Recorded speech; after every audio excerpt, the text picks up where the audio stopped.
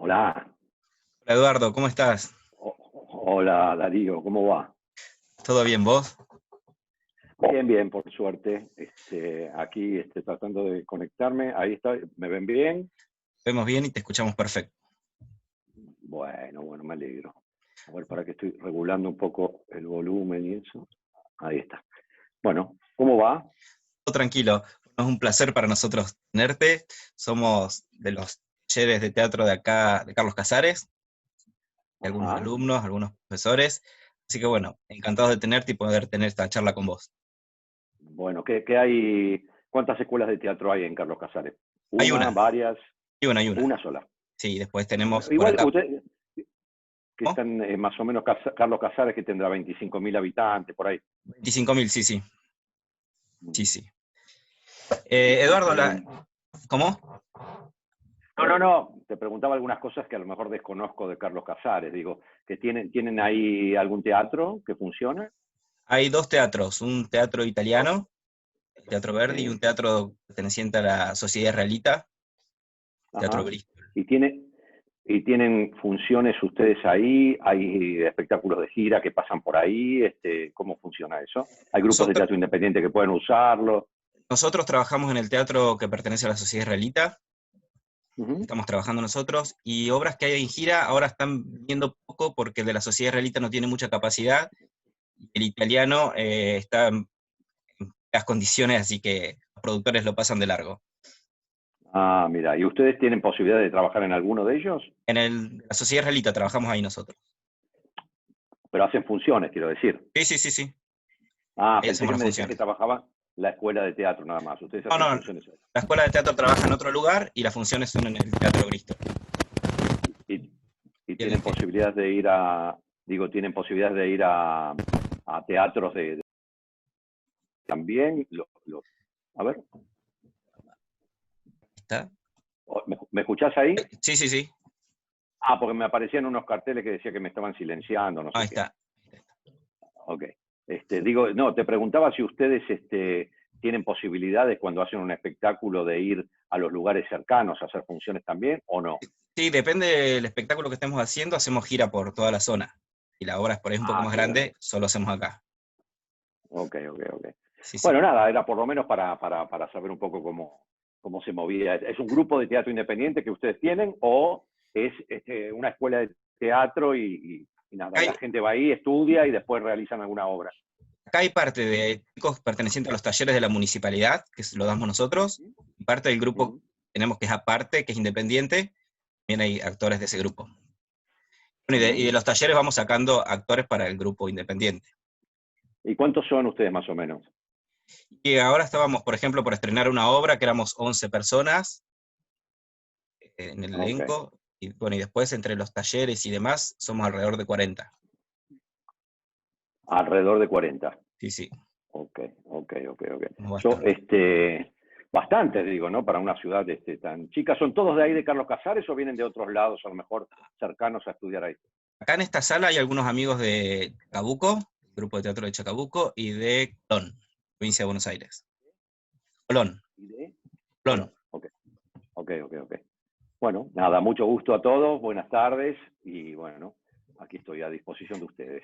Bueno, la idea, Eduardo, es un poco charlar con vos, contarte dos o tres cositas y después abrirlo para que los chicos puedan hacerte preguntas. Vale, lo que quieran, lo que quieran. Lo primero es preguntarte cómo estás vos, cómo venís llevando esta cuarentena. No sé si te agarró en España o ya estabas acá en Argentina. No, no, me agarró aquí en Argentina, bueno, un poco de casualidad de alguna manera, porque el último año y medio sí estuve trabajando allá y estuve casi un año y medio, estuve solo aquí en Argentina un mes y medio, que vine a promocionar unas cosas y bueno, no, vine un par de veces, pero una vez fue solo una semana y otra en ese año y medio y la otra vez un mes y medio. Pero después sí, y la segunda quincena de enero estuve nuevamente aquí. Yo igual nunca me fui a vivir allá, Claro. digamos, yo me fui porque me habían ofrecido un proyecto para hacer con un elenco español, una directora catalana que hacía El precio de Arthur Ujú. Miller y me invitó a participar y con el objetivo de ensayar y estrenar en Madrid y después hacer gira, y eso me llevaba a un compromiso de 8 meses, que era la primera vez que yo tenía un compromiso tan grande. Viste que las vidas de las personas a veces en ese sentido no es tan fácil, ¿no? Una cosa me voy 2 meses a hacer una película y vuelvo, y otra cosa es 8 meses, ¿no? Ahí ya tiene que haber un diálogo familiar, en fin, y ese tipo de cosas. En realidad, bueno, mi mujer mi mujer actual es muy cerca de ahí de donde viven ustedes. Yo he pasado muchas veces por Carlos Casares, por ahí por la Ruta 5. Ella es de Carlos Tejedor.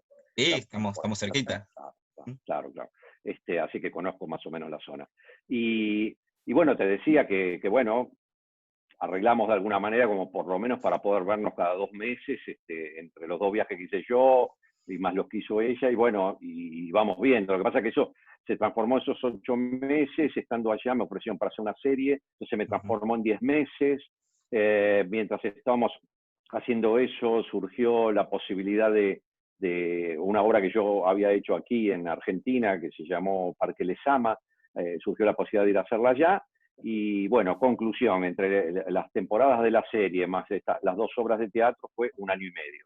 Así que regresé en enero y bueno, lo que tendría que estar ahora sí, también allá, es terminando, digo, una película que iba a ser aquí, que se filmaba en Córdoba, en Mendoza, pero se terminaba en San Sebastián, ahora en julio, cosa que obviamente ya, yo no me acuerdo si fin de febrero o principio de marzo ya se postergó la película.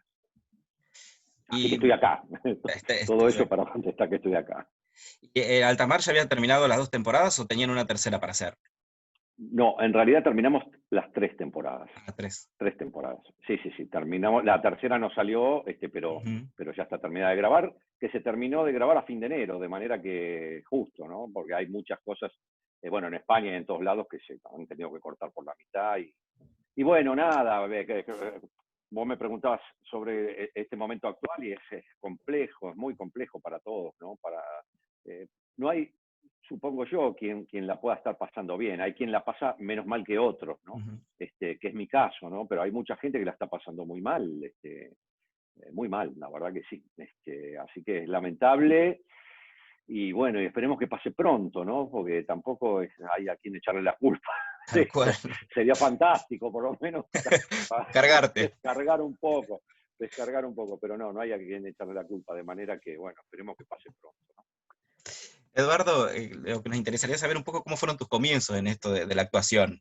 ¿Desde chico o más grande, cómo empezaste con esto? Mirá, de chico no, igual era inhabitual que, por lo menos en mi generación, había muy pocos chicos que podían trabajar en esto, ¿no? La verdad que había muy pocos, qué sé yo puedo recordar, pero acá así hago un panorama y no veo a nadie de mi generación, por lo tanto, bueno, Andrea del Boca sí la conocen, pero si yo les digo Marcelo Marcote, ustedes no tienen ni idea de quién estoy hablando. Pero bueno, son los únicos 2 chicos que yo recuerdo realmente de ver trabajar de chicos, ¿no? Después no era habitual. Así que, y yo tampoco estaba programado, digamos, familiarmente como para decir, quiero ser actor. Se me hubieran reído 3 años seguidos, digamos, fácil. Eran distintos momentos, ¿no? Se supone que en este país nuestro hubo una época que había lo que se llamaba movilidad social, quiero decir, gente que pueda ser trabajadora, inclusive sin colegio secundario, podía aspirar a que sus hijos pudieran ir a la universidad, y esto significaba un ascenso social y económico, inevitablemente, ¿no? Mirá lo que fue luego, ¿no? Porque hoy tener una carrera universitaria no garantiza absolutamente nada desde ese punto de vista, ¿no? Pero en esa época sí, por lo tanto mis padres trabajadores deseaban, yo, hijo mayor, nieto mayor, sobrino mayor, o sea, yo fui el primero de tanto de la familia de mi madre como de mi padre, que nació, por lo tanto estaban todas las miradas depositadas en mí para que sea el primero que vaya a la universidad. Entonces, imagínate frustrar todo eso, ¿no? Claro. Hoy me parece que es distinto. Hoy a un chico le preguntan, no sé, a los 12 años, cuando tiene que pasar a lo mejor del primario al secundario, qué quiere ser, y a lo mejor sabe. Yo, la verdad que cuando me preguntaban, no tenía ni idea. Es más, pensaba en todo el mundo, hay que saber eso, ¿no? Qué, qué difícil a los 12 años saber, porque además se supone, ahora se han aflojado muchas cosas, ¿no? Por suerte, creo yo. Digo, porque se supone que uno además debía elegir, y aquello que debía elegir, como con el matrimonio, ¿no? Debía ser para siempre. O sea, si uno quería ser, no sé, abogado, tenía que ser abogado para siempre. Si uno quería ser lo que fuera, ¿no? Ingeniero igual y lo que fuera. De manera que, por lo menos yo así lo vivencié, ¿no? Con ciertas presiones, ciertas, digamos, al momento de tomar una decisión, bueno, a mí me mandaron, mi papá era mecánico, y entonces se supone que, lógicamente, me mandaron al colegio industrial, que yo detesté y odié toda mi vida, la pasé realmente muy mal.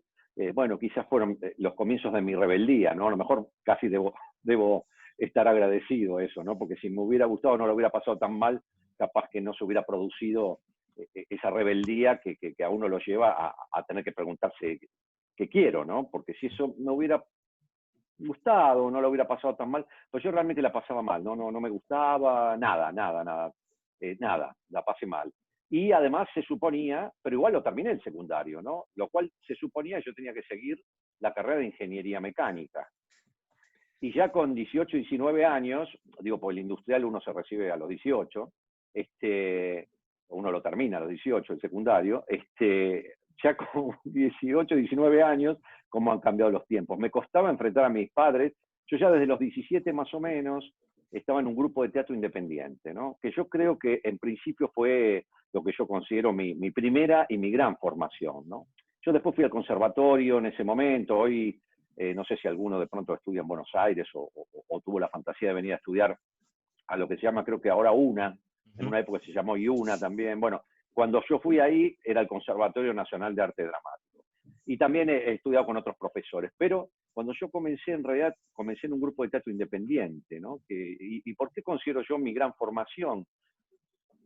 Porque eso nos posibilitaba hacer de todo, ¿no? O sea, nosotros teníamos que hacer todo, no había nada. O sea, teníamos el profesor, que a la vez era director de las obras que nosotros... Bueno, una cosa parecía a lo que puede ser el grupo de ustedes, ¿no? Igual, sí, sí. No sé si vos, Darío, sos el único profesor o director, pero bueno, nosotros teníamos uno solo, que era ese, y bueno, nos daba clases, pero a la vez ensayábamos una obra que podíamos estar tranquilamente 8 meses ensayándola, 10 meses.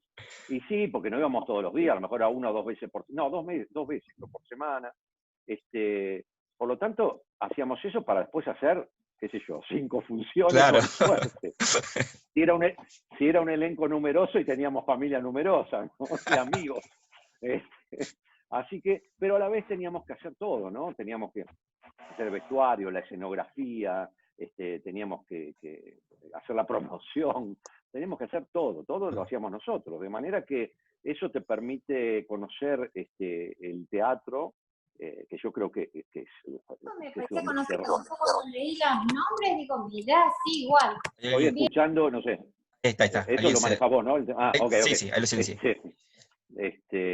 De manera que digo, me parece que es la gran formación, te decía, por eso, porque nos permite conocer todos los espacios teatrales, ¿no? Donde claro. Yo decía antes que yo creo que la formación del actor, de la actriz, digamos, ¿no? Del actor de manera genérica, es el teatro, ¿no? Uno después puede hacer cine, puede hacer televisión, puede hacer otras cosas, pero yo creo que necesariamente la formación es el teatro.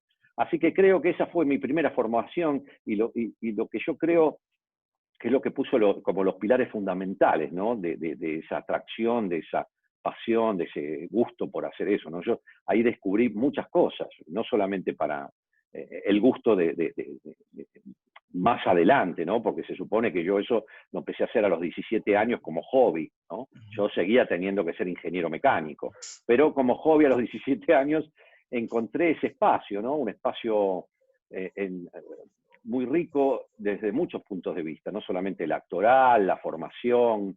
Encontré como un espacio de libertad, ¿no? Encontré como un espacio donde podía manifestarme tal cual soy sin que nadie pusiera ningún dedo señalador o reírse de cualquiera de las emociones de algún otro, ¿no? Uno se podía desnudar frente al otro en todos los sentidos, ¿no? Inclusive si tuviera que hacerlo sacándose la ropa, pero me refería a otro tipo de desnudo, ¿no? A un desnudo interno, y nadie se iba a burlar de eso, ¿no? Y cuando uno tiene 17 años, es adolescente, que yo me parece que, bueno, siempre, ¿no? Pero cuando uno está en la adolescencia, me parece que es mucho más importante un espacio donde a cada uno lo acepten como es y uno pueda manifestarse de una manera auténtica y encontrar ese espacio de libertad, ¿no? Que, que de pronto, bueno, con los límites que la libertad tiene, ¿no? Tenemos el texto, tenemos la puesta en escena, tenemos un montón de cosas que nos limitan, pero bueno, como en la vida, ¿no? Uno tiene que encontrar esos espacios de libertad, dentro de las limitaciones que lógicamente tenemos, si no, no podríamos vivir en sociedad, ¿no? Claro, tal cual. Así que, bueno, yo suelo irme por las ramas, así que cualquier cosa, Darío, bajame, pero bueno, más o menos ese fue mi comienzo, en ese grupo de teatro independiente, sin saber si yo iba a ser actor o no. Empecé a conocer esto ahí, ¿no? Y me empezó a gustar.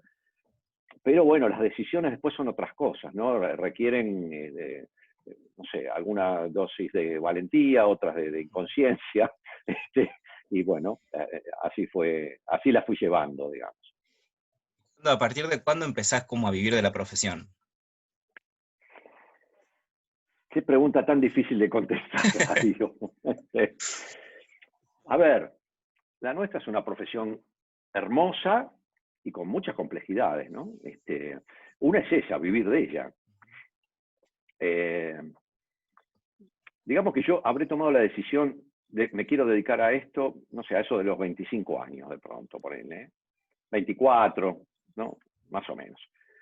¿Por qué digo esto? Porque antes lo atravesé, ya te digo, haciendo de esto algo que me gustaba, ¿no? Pero que se supone, entre muchas cosas, no me iba a dar de vivir o me iba a morir de hambre, qué sé yo. Los temores lógicos de los padres de pronto, ¿no? Entonces, a los 17, 18, 19, yo recién, es más, ya te digo, 18, 19, cuando me animé a enfrentar a mis viejos para decirles, no voy a ser ingeniero, no le dije, voy a ser actor, les dije, no voy a ser ingeniero, voy a ser abogado, te juro. O sea, no me animé, pues yo decía, qué tremendo, qué desilusión tremenda voy a dar, y bueno, y se ve que no me animé, ¿no? Se ve que no me animé. Y entonces dije, bueno, a ver, de las carreras universitarias, en ese momento tampoco había, yo tengo 62 años, ¿no? En ese momento tampoco había tantas carreras u opciones como hay hoy, ¿no? Estaban más las carreras clásicas. Y a mí, la verdad, ninguna me atraía lo suficiente, pues yo decía, bueno, abogacía está un poco más emparentado, pensaba yo, con la historia. Yo era muy chico, ¿no? También pensaba que estaba emparentado con la justicia. Entonces, bueno, una serie de cosas que dije, bueno, vamos a la Facultad de Derecho, yo qué sé. Entonces, cuando me animé, y la verdad que me puse, en ese momento se daba examen de ingreso a la universidad, y realmente yo fui de las primeras clases que hizo la colimba con 18 años aquí. Por lo tanto, yo durante la colimba estaba estudiando para ingresar en Derecho, y la verdad que lo tomé con seriedad y con mucho entusiasmo. Entre otras cosas, estudiar filosofía, que en el secundario industrial no hay filosofía, por lo tanto la tenía que estudiar por mi cuenta, y dabas historia y comprensión de textos, ¿no? Las 3 materias que dabas.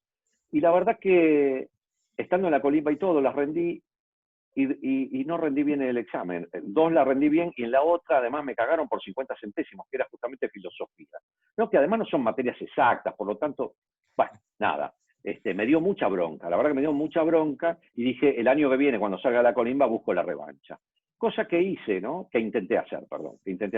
Porque recuerdo todavía que ese año, digo, si no llego a entrar ya no estoy haciendo la colimba, por lo tanto no quiero perder el año, así que si no llego a ingresar en Derecho por las dudas, me anoto en el Conservatorio Nacional de Arte Dramático.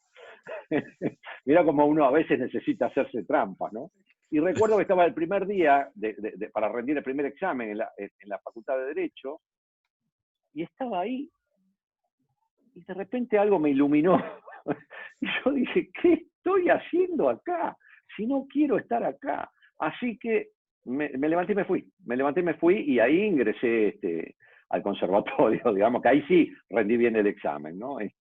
Pero la verdad fue un poco eso, ¿no? Entonces, ahí iba y ya diciendo, bueno, a ver, yo todavía vivía con mis viejos, y sentía que, por supuesto, había una responsabilidad en las decisiones, que lógicamente, si yo vivía con ellos, por más que fueran elecciones mías, claro, yo me imagino, y más en ese momento, quiero ser actor, y bueno, conlleva para los padres una cierta inestabilidad emocional, digamos, ¿no? Con lo cual, bueno, nada, a los 22 años me fui a vivir solo y bueno, ya las cosas que decidía estaban bajo mi responsabilidad, y por eso te digo, yo qué sé yo, a los 24 fue de ponele, o 23, 24, 25, donde dije, bueno, vamos a intentar con esto. Esto fue un poco así. De ahí, Darío, a decir, ¿cuándo empezaste a vivir de esto? Claro. Yo te puedo decir cuando empecé a ganar algo de plata, que no es lo mismo, porque de repente tenés un trabajo donde ganas algo de plata, después te quedaste sin ese trabajo, y a lo mejor para que venga el próximo, bueno, no podés contar con ese dinero. Es muy complejo, ¿no? Eso es como un sube y baja realmente importante, ¿no? Y es más, casi te diría que yo estuve 2 veces claramente a punto de decir, bueno, ya está, me dedico a otra cosa, porque no puedo seguir viviendo así, ¿no? Con esos altibajos que producen altibajos económicos y por lo tanto también altibajos emocionales, ¿no? Te planteas y te replanteas tu propia existencia, tu realización como persona, no sé, te aparece un mundo de miedos, ¿no? Lógicamente.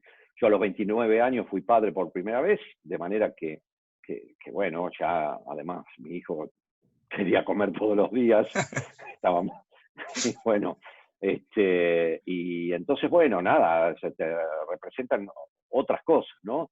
Más allá de los sueños que podía tener aquel chico a los 17 cuando empezó a estudiar o estaba en el grupo de teatro independiente, después la realidad te puede ir pegando algunos cachetazos que te dicen que, bueno, a ver, todo muy lindo con los sueños, pero no los podemos poner en el plato. Así que, bueno, nada, ahí fui con vaivenes, con trabajos, realizando algunos sueños, intentando muchas cosas, siempre buscándola, y a la vez tratando de elegir trabajos que me permitieran poder largarlos inmediatamente para dedicarme a algún trabajo como actor que me saliera y volver a recuperarlos después, cuando me terminara ese trabajo como actor, si no había otro pegado, ¿no? Cosa que me sucedió por algunos años. A veces sí, había o 2 trabajos al mismo tiempo, o 2, 3 trabajos juntos, que después había otro bache en el medio, bueno, y así sucesivamente. Yo diría que recién comencé verdaderamente a tener trabajos con continuidad, aunque pudieras tener baches, ya estaba en un estadio de la profesión que a lo mejor me podía permitir vivir de los ahorros de ese trabajo realizado, ¿no? Entonces ya era más fácil sobrellevar esos momentos que se te pudieran aparecer. Pero te diría que eso ya empezó con cierta continuidad, no sé, hace 20 y algo de años, ¿no? Te diría que empezó algunos años antes, unos 5 años antes, ponele 4 años antes del hijo de la novia, que sí, a partir de ahí se me abrieron puertas en muchos sitios y ya fue distinto el camino. Pero ponele ya unos 4 años antes del hijo de la novia, estamos hablando de 24 años antes del hijo de la novia, no sé, 23, 24 años hace, que más o menos sí ya puedo decir que no he tenido sobresaltos en ese sentido, pero es muy difícil contestar esa pregunta diciéndote, mirá, cuando terminé de estudiar, a los 3 años ya empecé a trabajar y ya está. No es así nuestra profesión, no, cuando te dedicas de una manera profesional, ¿no? Que pretendés vivir de esto, ¿no? Porque, por supuesto, hay muchas formas de hacer y realizar nuestra profesión, porque tiene un gran sentido vocacional. Yo quiero decir, si yo no necesitara el dinero para vivir, supongo que teatro seguiría siendo igual, ¿no? Claro. Así que bueno, eso. Bueno, ya vamos a habilitar a los chicos que quieren preguntar. Humberto andaba por ahí, que quería hacerte una pregunta. Habilitate el micrófono, Sí, yo Humberto. a ver, porque si bien ya en la cuarentena adquirí mucha experiencia con esto, no del todo. Humberto me va a aparecer acá adelante, si no lo tengo. Y a ver, estoy hablando, ¿te aparezco? A ver. Si ves algo bien feo, soy yo. No, pero a ver, si voy a la otra página. Tengo que ir a la otra página. Arriba. Qué raro, porque otros, claro, pero figuro como Humber. otros que hice, no, ya te veo. Otros que hice el que hablaba me aparecía en la primera página, en la página principal. Porque arriba tenés unos cuadraditos, Eduardo, que podés poner vista del hablante. Fíjate. Vista de galería, no sé si lo... Ah, no, pero vista del hablante me desaparecen todos, me apareces vos. Parece solo el que habla, claro. Bueno, a ver, Hola, no importa. ahora- Bueno, ya, a ver, Humberto. ¿Me ves? Ahora yo estoy hablando, ¿no? ¿Me ves? Sí, ahora sí, porque te busco, son igual 2 páginas, así que no hay problema. Bueno, en principio un placer, realmente un placer. Muchas Cuando Darío nos gracias. dijo que tú habías aceptado esta invitación, en charlas previas te puedo hablar por la gente que conozco. Bueno, yo estoy empezando con esto en segundo año, qué sé yo, pero fue una alegría que vos hayas aceptado, porque bueno, la verdad que todos te respetamos mucho, todos te Muchas conocemos, gracias. tuvimos todos actuar, y en lo particular, en cada lugar que vos actuás, me guste menos o más la obra o la película, me encanta cómo laburás. Esto es una chupada de media, pero es cierto. No, igual, Bueno, no, perdóname, Humberto, no habrás visto todo, ¿eh? no, bueno, por lo menos la más popular. Sí, Pero me quiero centrar en algo que fue impresionante. No, yo viví en Buenos Aires hasta hace poco y todavía tenía la posibilidad de ir bastante al teatro, pero cuando fui a ver Parque Lezama, pasó algo especial en la gente. Eh, Primero que la obra me encantó porque fue muy de Broadway, por la escenografía, por toda esa cosa muy fuerte, fue impresionante. Pero cuando terminó la obra, después tengo la pregunta final, cuando terminó la obra la gente no paraba de aplaudir, pero no paraba de aplaudir literalmente, o sea que ya medio que estábamos cansados de aplaudir, con ganas, al punto de que la gente se emocionó y lloraba. Que como el llanto es medio contagioso, como el bostezo y la risa, yo terminé llorando de la emoción, ¿viste? Bueno, ¿qué te pasó a vos con esa obra? Porque esa obra fue muy fuerte, porque ¿qué pasó con esa escenografía, con Brandoni, con Campanella? ¿Cómo es trabajar con Campanella? Quisiera que me cuentes qué te pasaba a vos arriba. Bueno, mirá, como vos lo decís, aquello que vos viviste en esa obra, no sé si hay alguien más que vio la obra, sino más o menos hago un cuento de que iba la obra, digo, porque, y tampoco sé, hicimos, entre lo que hicimos ahora en España, aquí, 900 y pico de funciones, Beto, Brandoni y yo, ¿no? Después, los otros actores fueron cambiando, ¿no? Durante todos los años que la hicimos. En Argentina la hicimos durante 4 años. Y le pasaba lo que vos decís, y cada función teníamos el placer que a la gente sucedía lo que vos estás contando al final de la obra, ¿no? Era una obra, para quienes no la hayan visto, es una obra norteamericana, que el original se llama Yo no soy Rapaport, y que Campanella la vio cuando tenía 20 y pico de años en Nueva York. Y desde esa época, bueno, para quienes no saben, yo lo conozco a él hace muchos años, somos amigos hace muchos años. En esa época, la verdad, teníamos 20 y pico de años. Y los dos protagonistas son 2 señores de 80 y pico de años, ¿no? Por lo tanto, a mí todavía a los 20 y pico de años me quedaba un trecho para interpretar uno de los 2 protagonistas de esa obra. Pero bueno, siempre fue un sueño y cada tanto hablábamos de la obra, pero bueno, no estaba en la fantasía de nadie. Además, Juan nunca había dirigido teatro. Él sí escribió junto con Fernando Castech, que es un amigo, somos amigos los tres, y es co-guionista de él en El hijo de la novia, en Luna de Avellaneda, en El mismo amor, la misma lluvia, bueno, en varias de sus películas. Ellos escribieron una obra que yo protagonicé cuando teníamos 23 años. O sea que escribir sí había escrito, pero nunca había dirigido teatro. Siempre le gustó mucho el teatro, siempre ha ido mucho al teatro, pero bueno, él estudió cine y se dedicó al cine, dirigió cine, pero yo creo que él es un gran contador de historias. Y un día yo estaba haciendo teatro aquí en Buenos Aires y me vino a ver, después fuimos a cenar y me dice, ¿y si hacemos esa obra? Yo además tenía, cuando me dijo esto, no sé, 52, 50, no sé, una edad similar. Sí, de hecho, yo estrené Parque Lezama teniendo 54, por ahí. Con lo cual le dije, oye, Juan, pero a los 80, me falta para el personaje. Me dice, mira, cuando yo la vi en Broadway, uno de los 2 actores tendría 50 años. Digo, bueno, si a vos te parece así.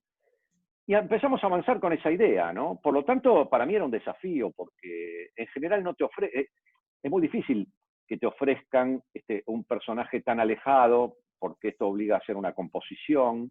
en general los directores, los productores buscan la cosa más fácil, ¿no? Si vos das, buscan alguien que dé determinada cosa porque hay un gran trabajo cuando vos ya naturalmente lo das, no tenés que hacer ninguna composición ni nada, tienen un gran trabajo avanzado, digamos, llamémosle así. O miedo también, las dos cosas. Entonces, la verdad que a mí me provocaba un gran desafío esta obra, porque además tampoco era una película o un programa de televisión, donde uno, si de repente más o menos haces un personaje y pegás alguna toma, ya queda para siempre, ¿no? En teatro hay que repetirlo todas las noches. Y esto, bueno, haciendo una composición, tiene su complejidad, puede no salirte igual todas las noches, en fin, muchos miedos pueden aparecer.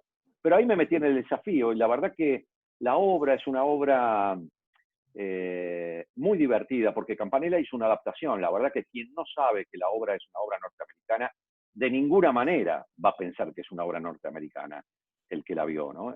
Porque Juan hizo una adaptación que se llamó Parque Lezama, como el parque obviamente de Buenos Aires, y la verdad que la transformó en una obra argentina, con personajes argentinos, con esencia argentina, con cultura argentina. Esto se desarrolla en el parque, ¿no? La original. La original, exactamente, se desarrolla en el Central Park. Pero bueno, el tema es que es una obra muy divertida y Campanella la hizo mucho más divertida todavía, pero a la vez que divierte, va recorriendo como alguna de sus películas. Yo creo que es una obra que, si bien no es de él, tiene como su sello, ¿no? Él dice que cuando la vio lo inspiró bastante a la hora de escribir a él después, ¿no? Lo dice Juan, eso, Campanella. Y evidentemente sí, porque tiene esas cosas que tienen muchas películas de él, ¿no? Que de repente te vas riendo, porque tiene situaciones muy divertidas, pero a la vez te va recorriendo una cuerda emocional que más allá de que también sucede, ¿no? La obra creo que dejaba, y si no vos me dirás, ¿no? Un espacio para la reflexión de muchos comportamientos sociales y humanos que tenemos, ¿no? Nosotros como sociedad. Y entonces, claro, era muy conmovedora, porque si bien es divertida, es muy conmovedora, porque cualquiera tiene un padre, o tiene un abuelo, o tiene una edad cercana, o lo que fuera. Y si no, de todas formas, estos no eran dos viejos comunes, eran dos viejos bastante guerreros, y la historia humana que sucedía entre esta amistad de dos personas que casi se conocen y son muy contrapuestas, que quiero decir, ¿no? Uno del otro, era bastante improbable. Sin embargo, bueno, en todo el recorrido de la obra se va transformando en una cosa, en una historia de amor, digamos, ¿no? En este caso de amistad, pero una historia de amor, ¿no? Entonces, la verdad que era una obra que te abordaba por todos lados, no había cómo, si estaba bien hecha, y yo creo que estaba bien hecha, cómo que no te pase lo que te pasó a vos y a toda la gente cuando terminaba la función, ¿no? Se quedaba conmovida, la verdad, conmovida. Y personal de tu actuación. A mí me llamó mucho la atención cómo vos temblaste durante toda la obra. El personaje temblaba, ¿no? Sí. Y yo te observé, este tipo en algún momento va a dejar de temblar, se va a olvidar. Y no lo hiciste. Mirá. Y cuando viniste a saludar, que terminó la obra, me impresionó que no temblaras. O sea, se me había metido tanto el tembleque ese, que dije, este no es el mismo, me lo cambiaron. No, lo que pasa, lo que ocurre, mirá, a ver, ocurre que cuando yo me puse a trabajar ese personaje, por supuesto observé a un montón de personas ancianas, más o menos de esas edades, si bien no es que tenía que tener una edad determinada, pero era 80 y pico, el pico que quiera, pero tenía que tener más o menos esa edad, y tenía que tener alguna vulnerabilidad en relación al otro personaje más entero, más puesto, ¿no? Que es el que hacía Beto Brandoni. Y la verdad que vos fíjate lo que son las cosas, ¿no? Porque no es que me lo propuse, sino que me abordó, ¿no? Uno se pone a trabajar, el teatro tiene esa ventaja, por sobre otras cosas, que tenés tiempo de experimentar, de probar, ¿no? En cine y en televisión los tiempos son un poco más complejos, y entonces el teatro te lo permite. De todas formas, yo estaba realmente cagado, porque digo, tengo que emprender esto, y no hay términos medios, o sea, o te sale bien, o te sale como el culo, no es que te salió más o menos, es raro que te salga más o menos, porque, mira, no sos un viejo, no te compro el viejo, no sos un viejo, o sea, Y la verdad que ahí andaba buscando y a veces cómo son las cosas, ¿no? A veces uno puede encontrar un personaje de adentro hacia afuera, quiero decir, ¿no? Aquellos resortes internos que uno encuentra te dan una forma externa, si querés, ¿no? Y a veces como, este fue el caso, yo buscaba, miraba y qué sé yo, y un día, pero no sabía bien por dónde abordar. Y recuerdo de haber pedido ropa para los ensayos y qué sé yo, y me fui a probar y demás, y de repente recuerdo que me probaba y ninguna me era conforme, ninguna me convertía en esa fantasía mía de ese viejo que yo tenía en la cabeza de tantos viejos que había mirado y demás. Y de repente me subo el pantalón por encima de la cintura, por encima del ombligo, y claro, me vino a la cabeza mi abuelo, y me vino una postura física, y entonces me empezaron a venir emociones, ¿no? Y entonces me empezó a venir determinadas características que tenía mi abuelo, que había fumado toda la vida, entonces tenía en el habla una cosa que muchas veces cuando tenía que decir las frases largas, como de repente faltaba el aire, seguía hablando, o se iba quedando sin aire, y no es que paraba para tomar aire de vuelta y seguir, sino que de pronto se le iba cambiando la voz, y bueno, pequeños detalles que me empezaron a aparecer, ¿no? De mi abuelo. Y luego, y ahí el tembleque que vos decís, mi padre tenía Parkinson. Entonces, la verdad que el Parkinson es una enfermedad de mierda. Bueno, yo digo como las dos enfermedades de mierda de la vejez, es el Parkinson y el Alzheimer, ¿no? O además son enfermedades evolutivas, por lo tanto es, bueno, espantoso, ¿no? La única ventaja que tiene el Alzheimer por encima del Parkinson es que supongo yo que no te enterás, pero el Parkinson, además sos consciente de lo que te está pasando, de las limitaciones que vas teniendo, además. Y bueno, es lo que le pasó un poco a mi padre, que tenía Parkinson de rigidez muscular, y que por supuesto un hombre muy activo, con mucha energía y qué sé yo, y que eso lo fue transformando en una cosa imposible, ¿no? Más allá de la voluntad, imposible. Y bueno, qué sé yo, a lo mejor aparecía como esa fantasía del escenario que te permite, y del arte, ¿no? Que te permite llevar a la fantasía a lugares que en la realidad no podés, ¿no? Entonces yo pensaba que bueno que este viejo, el mío, Antonio Cardoso se llamaba el personaje, con Parkinson y todo, pueda dar batalla, ¿no? Cosa que mi padre no podía.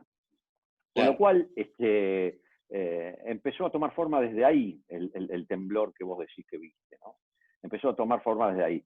Y la verdad después, casi sin darme cuenta, el personaje se transformó. Si bien no era la esencia del personaje, mi padre o mi abuelo, pero toda mi composición sí se transformó en una mezcla de cosas de mi padre y de mi abuelo, ¿no? Pero bueno, mi abuelo ya había muerto y yo quise casi ofrecerle a mi padre este homenaje, si se puede llamar así, ¿no? ¿Qué sé yo? No es que fue el propósito, se fue transformando en eso, y después digo, bueno, viste cómo son y cómo es nuestra tarea, ¿no? Uno se comunica con su interior y van apareciendo cosas, y el teatro tiene esa maravilla, ¿no? Que uno puede poner afuera de un modo casi terapéutico, pero después transformar en artístico, ¿no? Porque esta creo yo que es nuestra tarea, ¿no? Inevitablemente tiene ese componente terapéutico, pero con un propósito, ¿no? Con un objetivo, por lo tanto se transforma en artístico. Y me sirvió, bueno, para contar la historia de este viejo y para contar la historia de Parque Lezama, ¿no? Lo cual fue muy satisfactorio, porque la cantidad de comentarios de la gente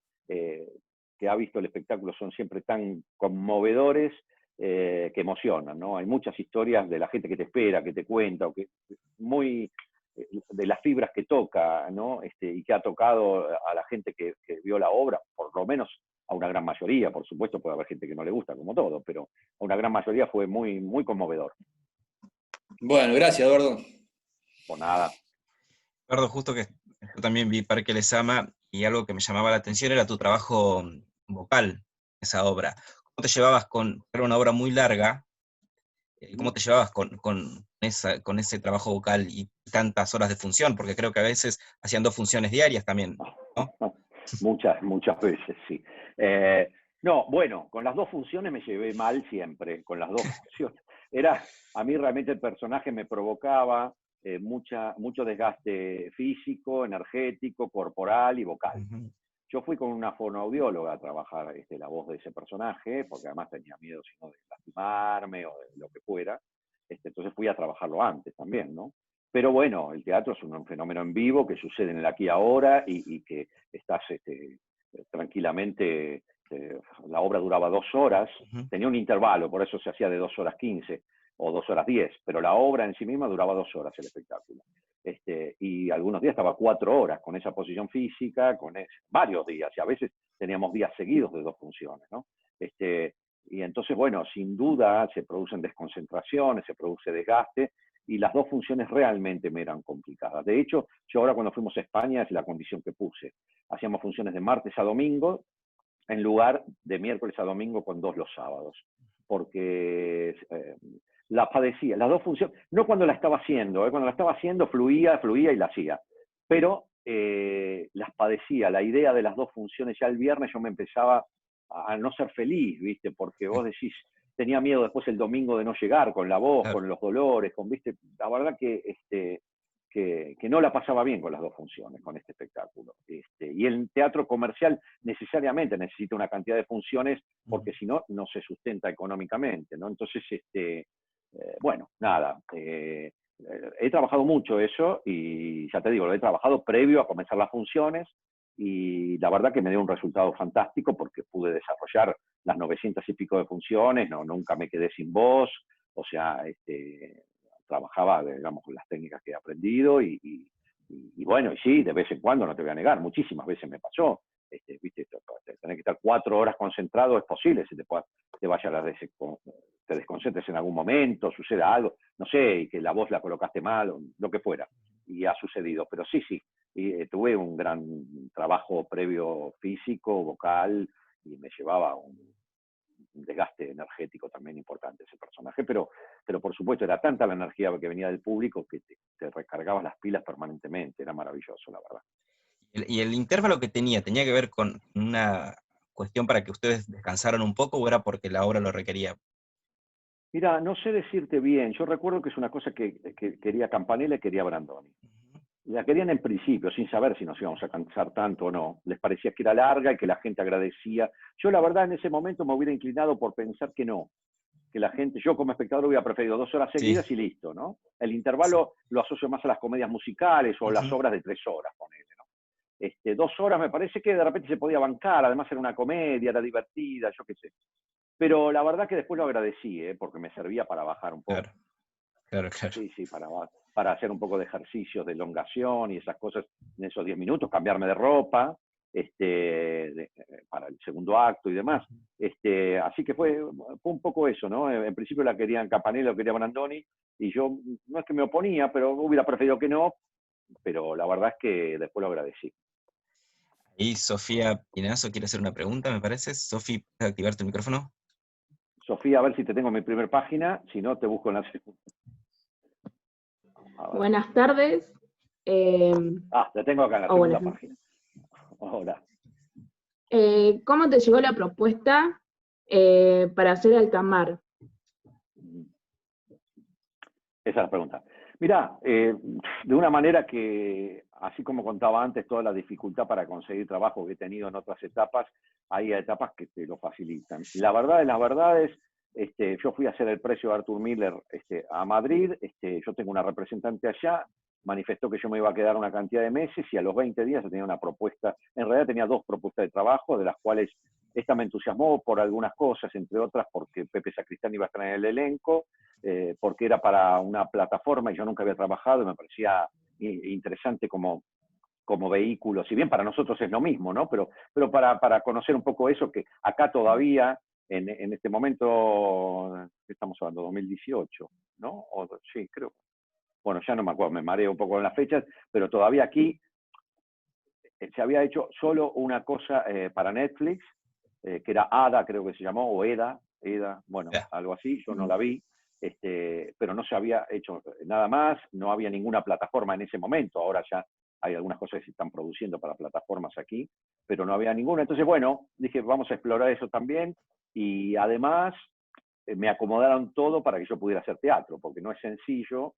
Entonces, bueno, era como un proyecto, no le podía decir que no, porque yo en principio me rehusaba, porque de verdad que era la primera vez que iba a hacer teatro a España, por lo tanto tenía, si bien el elenco del precio son 4 personajes, y yo a 2 de los otros 3 actores, eran 2 actores y una actriz, a la actriz no la conocía, pero a los otros 2 actores sí, lo cual siempre es una ventaja, pero así todo, bueno, era la primera vez que iba a hacer teatro allá, por lo tanto siempre hay una cosquilla, pero hay una cosquilla mayor, porque el teatro, viste, conlleva una convivencia más profunda que hacer cine o televisión, conlleva un montón de cosas, además íbamos a hacer también después gira, en fin, y me daba temor subirme por primera vez al escenario en otro país, con una obra, quizás ir de gira con una obra argentina a otros lados es diferente que ir allá absolutamente de visitante a meterme en eso. Entonces, no quería que nada me distraiga y sabía yo que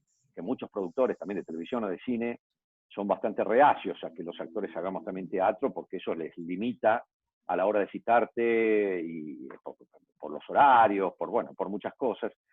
Entonces, la verdad que cuando Bambú, que es la empresa que produjo Altamar para Netflix,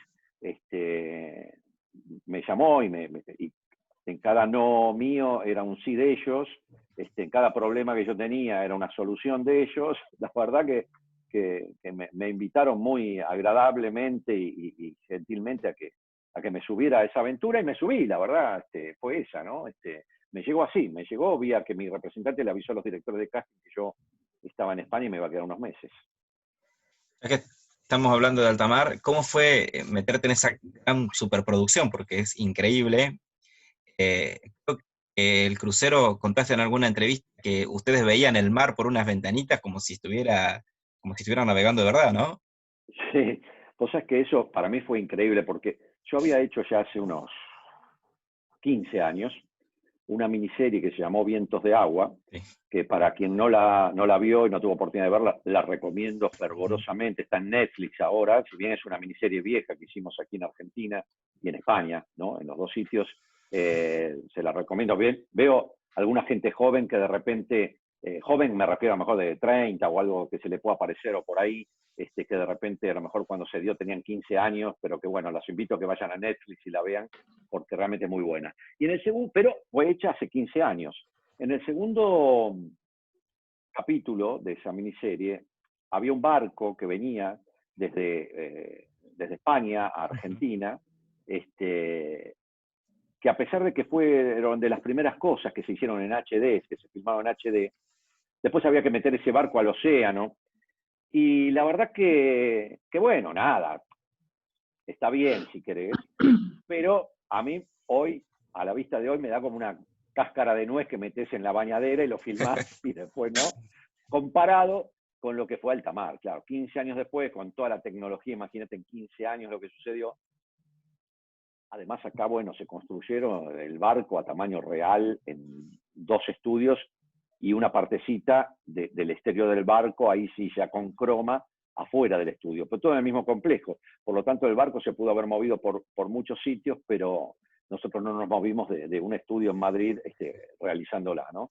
Pero lo que tenía, que a mí me llamó poderosamente la atención, más allá del vestuario maravilloso y más allá de los decorados maravillosos, era esto de que por las ventanas del barco, si vos estabas adentro, lo que veías era el mar. La verdad que veías el mar, porque pusieron todas unas pantallas LED, que además era maravilloso porque se ve que tocaban un botón y si el mar tenía que estar revuelto y con lluvia, vos veías un mar revuelto y con lluvia. Si un mar plácido y veías el mar. O sea, la verdad que era, te daba la sensación que se movía el barco, ¿no? En ese sentido, cómo ha mejorado, no, en ese sentido fue una gran producción, ¿no? No en el sentido que fue Vientos de Agua, ¿no? Que también fue una gran producción, pero ¿por qué? Había elenco de todos lados del mundo, sobre todo de España y de Argentina, pero también de Colombia, de México, qué sé yo.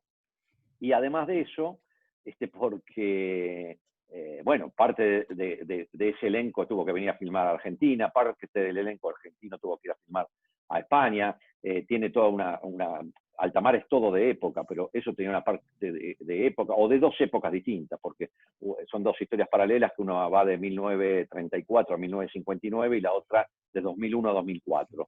Y esto se filmó en el 2005, por lo tanto también era una época atrás, pero bueno, más contemporánea. En ese sentido, ese despliegue fue un despliegue enorme, una superproducción enorme. En este sentido, es una superproducción porque había mucho dinero y bien gastado, metido en los decorados, en el vestuario, en el elenco, ¿no? Y demás, pero no nos movimos de Madrid, ¿no? En ese sentido no nos movimos de Madrid. Ayuda mucho esto, ¿no? La construcción del personaje, porque yo me acuerdo de haber visto cuando vos hiciste una Avellaneda, tu casa, la casa de Amadeo, había lugares que no se veían, pero la gente de arte había armado el baño con los calzoncillos colgando y todo, creo, ¿no?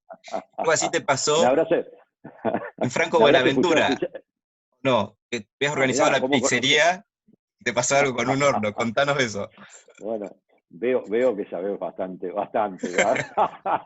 Me causa gracia porque es efectivamente así. Yo me acuerdo, bueno, Franco Buenaventura, déjame pensar, pero tiene más de 20 años o por ahí debe tener.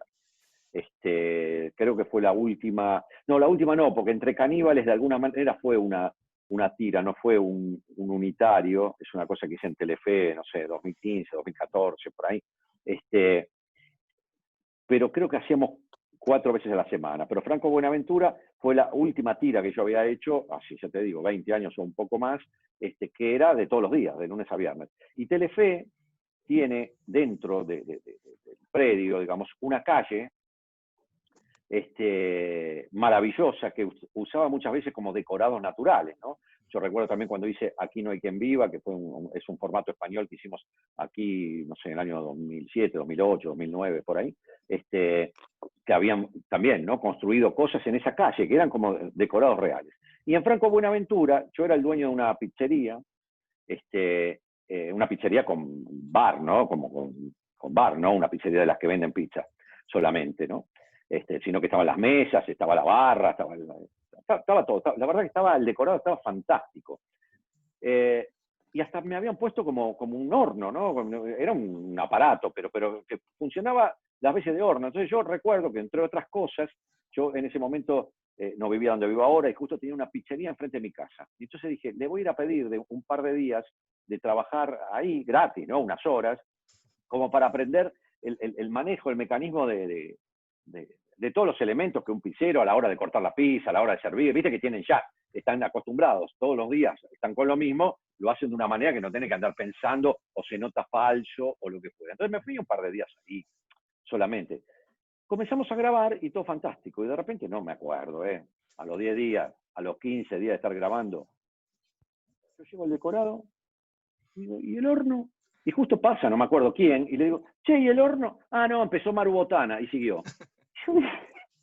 ¿Cómo empezó Maru Botana y siguió? O sea, se llevaron el horno porque, claro, se lo habrán robado a Maru Botana para ponerlo acá, porque todavía no empezaba un elemento que jugaba, pero bueno, muchas veces en esos momentos, ahora quiero pensar que no, las producciones se veían limitadas desde el punto de vista económico, o no sé cómo llamarlo, porque a veces no es solamente desde el punto de vista económico, sino que es un criterio a seguir, pasan esas cosas, ¿no? Y en Luna de Avellaneda, la anécdota que vos a lo mejor me escuchaste contar, es que la verdad que el departamento que tenía que tener Amadeo, que era el personaje que yo hacía en Luna de Avellaneda, evidentemente no era un departamento que podía tener, no sé, 200 metros cuadrados, ¿no? No daba. Seguramente sería un monoambiente, no sé, con kitchenes, no sé, o algo por el estilo, y seguramente una cosa arriba de la otra, en fin, uno podía imaginar eso. El tema es que los departamentos que conseguían para eso, para filmar una película, a lo mejor no les quedaba bien para el tiro de cámara, no tenían lugar y demás, por lo tanto construyeron en estudio el departamento de Amadeo. Entonces, como lo construyeron en estudio, Mercedes Alfonsín, que fue la directora de arte y una mujer muy talentosa, de acuerdo a mi criterio, había como una especie de cocinita adentro y había un baño. No había ninguna escena que se jugara en el baño, ni tampoco una dentro de la cocina. A lo mejor la cocina se podía ver un poco más, ¿no? Porque no tenía puerta. Pero ella construyó la cocina y el baño completo, pero con todos los detalles. Vos en la cocina veías, cuando te acercabas ahí, platos sucios, ficticiamente, ¿no? Quiero decir, los habían ensuciado como si Amadeo, nada, hace 5 días que venía comiendo y dejando los platos para lavar después, ¿no? Y en el baño, otra cosa, había un calzoncillo sucio colgado, entre otras cosas que había en el baño que colocaron, ¿no? De manera que esos detalles a la hora de actuar siempre son, te estimulan, te sirven, te ayudan. Ya vos entrabas en ese departamento y la verdad es que ya te configurás el personaje que podía vivir en él, ¿no? Te hacen más fácil. siempre yo digo, ¿no? Es como una construcción conjunta, ¿no? Que por supuesto la cara la ponemos nosotros, pero la ayuda que recibimos, ¿no? Del vestuario, de la escenografía, del arte en general, del director, de los compañeros, ¿no? De todo lo que echamos mano para construir aquello que construimos, ¿no? No es solamente, por supuesto que el teatro se produce sin nada, solamente con el actor y el público ahí, ¿no? Por supuesto. El cine, la televisión ya no. El teatro puede ser, pero si nosotros nos podemos nutrir de un montón de cosas, yo siempre tiendo a pensar que puede haber alguna experiencia, y rica también, de solo uno frente al espectador, pero que de pronto todo lo demás puede enriquecer la mayoría de las veces, ¿no? Igual. A ver, Gustavo, quería hacerte una pregunta. Gustavo, ¿andás por ahí? Vale. A ver, Gustavo, si te tengo en la primera página o en la segunda. Che, los tengo a todos los que preguntan, a ver los de la primera página, porque todos los que lo preguntan Ah, no, Humberto se me pasó ahora acá a la primera. Bueno, estoy perdido yo con esto. A ver, ¿dónde está Gustavo? Acá, a ver. Ahí está, sí, Gustavo. Ahí está. Hola, buenas noches, Eduardo. Muchas gracias primero por esta oportunidad. Y bueno, ya que estabas hablando de anécdota, me gustaría que nos cuentes la anécdota que tenés, que te sucedió en la alfombra roja, en la entrega de los Óscar, como es, con el hijo de la novia. Bueno, a lo mejor muchos ya me lo escucharon decir, bueno, pero vos dirás, como dice Mirta, el público se renueva, bueno. Exactamente, exactamente. Bueno, en el año 2001, El hijo de la novia, bueno, supongo que será una película que si no vieron todos, la mayoría la vio porque, bueno, si no la vieron en su época, después la dieron hasta el hartazgo en televisión. Fue nominada al Oscar, ¿no? Y la verdad de las verdades que, bueno, aprovecho y les hago un poco más amplia la anécdota, y así cuando uno tiene la posibilidad de hablar bien de algunas personas, está bueno, ¿no? Porque son tantas las posibilidades que uno tiene de hablar mal de muchas personas. Así que bueno, voy a hablar bien de un par de personas y de paso termino redondeándote y contestándote lo que preguntas. En el momento que fue nominada El hijo de la novia, yo estaba, mirá, justamente, Darío, haciendo Franco Buenaventura en Telefe. O sea, 2001, entonces 2001. dije 20 años, bueno, 19 años, mirá. Franco Buenaventura en Telefe. Y estaba protagonizando El último de los amantes ardientes en el Teatro Metropolitan en Buenos Aires. Cuando fue nominada, tanto Juan José Campanella, director de la película, como Fernando Castech, su co-guionista, somos los tres amigos desde que ellos estudiaban cine y yo teatro. Y la verdad de las verdades, después Juan estuvo 9 años sin venir a Argentina, después de estudiar en la Universidad de Nueva York y se quedó a trabajar ahí. Y cuando vino, soñamos un proyecto nuevamente los tres, y ese fue el inicio de lo que fue la película El mismo amor, la misma lluvia, ¿no?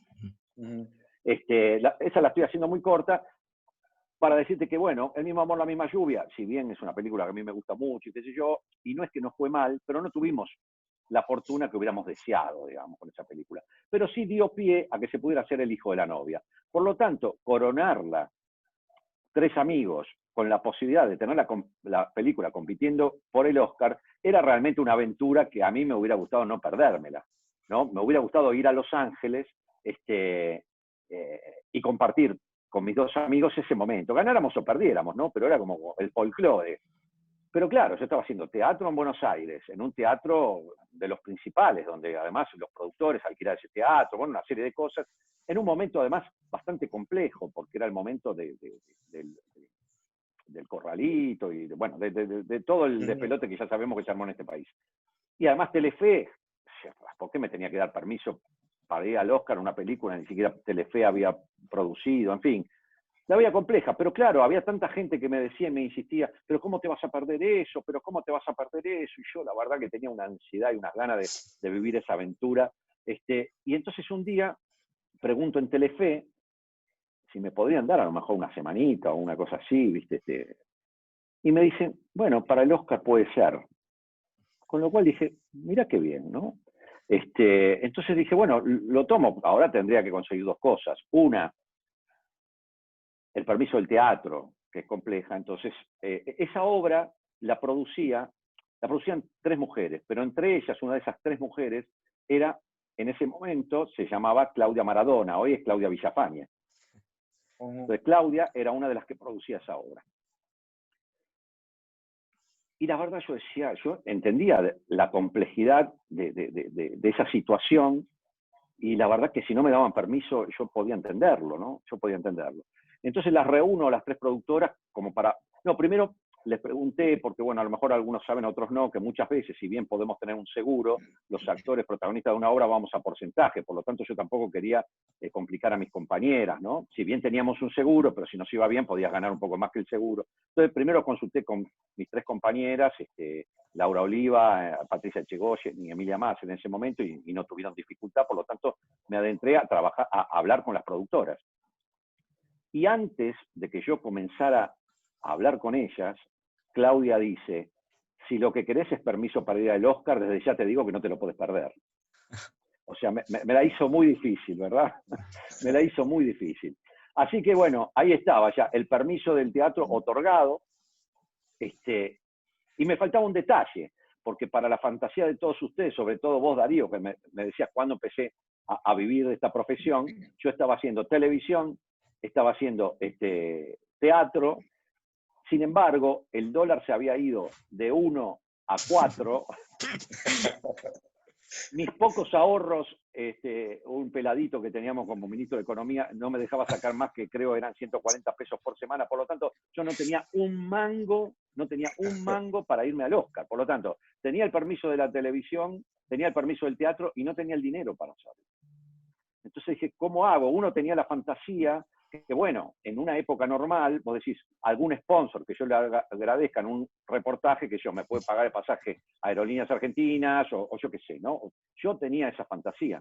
Por lo tanto, traté de ver la posibilidad de conseguir eso. Entonces, le escribí a alguna gente que estaba en contacto con sponsor a ver si yo podía lograr eso. Y claro, a ver si recuerdan, el país se incendiaba, las empresas no tenían un mango, o sea, muy complejo, muy complejo. Y yo había conocido, no era amigo de ella ni nada, a Teresa Constantini. Teresa Constantini es una directora y productora argentina que yo la conocía, pero no era amigo ni nada. Y un día me escribe o me llama, no me acuerdo, porque yo le había mandado un mail diciéndole, mirá, no para pedirle a ella, pues ya que estaba en contacto con sponsors, a lo mejor me podía facilitar esos contactos. Bueno, esa fantasía tenía yo. Y la verdad que, para hacerla corta, pues un poco más larga la historia, Teresa, su fundación, me pagó todo.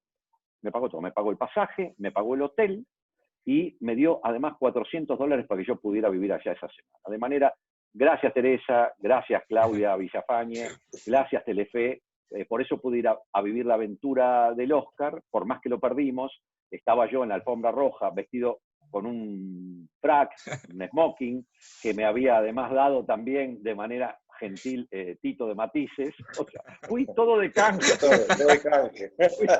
Si no, no me hubiera podido mover de Buenos Aires. Fui todo de canje.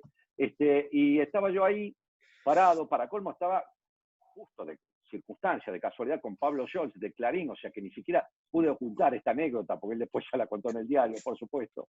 Y viene un señor muy excitado, claro, hacía 1 año o 2 había estado Roberto Benigni en el Oscar, que ganó por La vida es bella, y además no pasó desapercibido, que para quienes lo vieron y lo recuerdan, lo festejó bien italiano, caminando por todas las butacas para ir al escenario, por encima de la gente, en fin, hizo un show bien italiano, por lo tanto lo recordaba todo el mundo, y había dejado una muy buena imagen allá. Entonces viene un tipo, ahí en la alfombra roja, muy excitado, a pedirme si no me podía sacar una foto con él, porque su mamá era italiana, y que si yo le mandaba una foto con él, se iba a morir. O sea, por supuesto, confundiéndome con Benigni.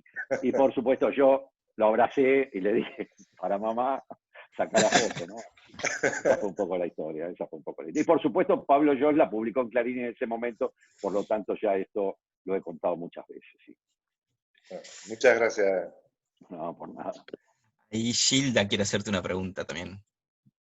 Gilda, a ver, Gilda, ¿dónde estás? Acá estoy. Sí. Ah, está, primera página, muy bien, Gilda. Hola Eduardo, ¿cómo estás? ¿Cómo te va? Bueno, como todos decimos, muchísimas gracias por estar acá con la paciencia para contestar todo. Bueno, yo te voy a sacar un poquito de las anécdotas. Te quiero preguntar si alguna vez sentiste que fracasaste en la confección de algún personaje, que por ahí no lo sentías como propio, o no pudiste hacerlo al 100, o no te sentiste cómodo. si eso pasa, me imagino que sí.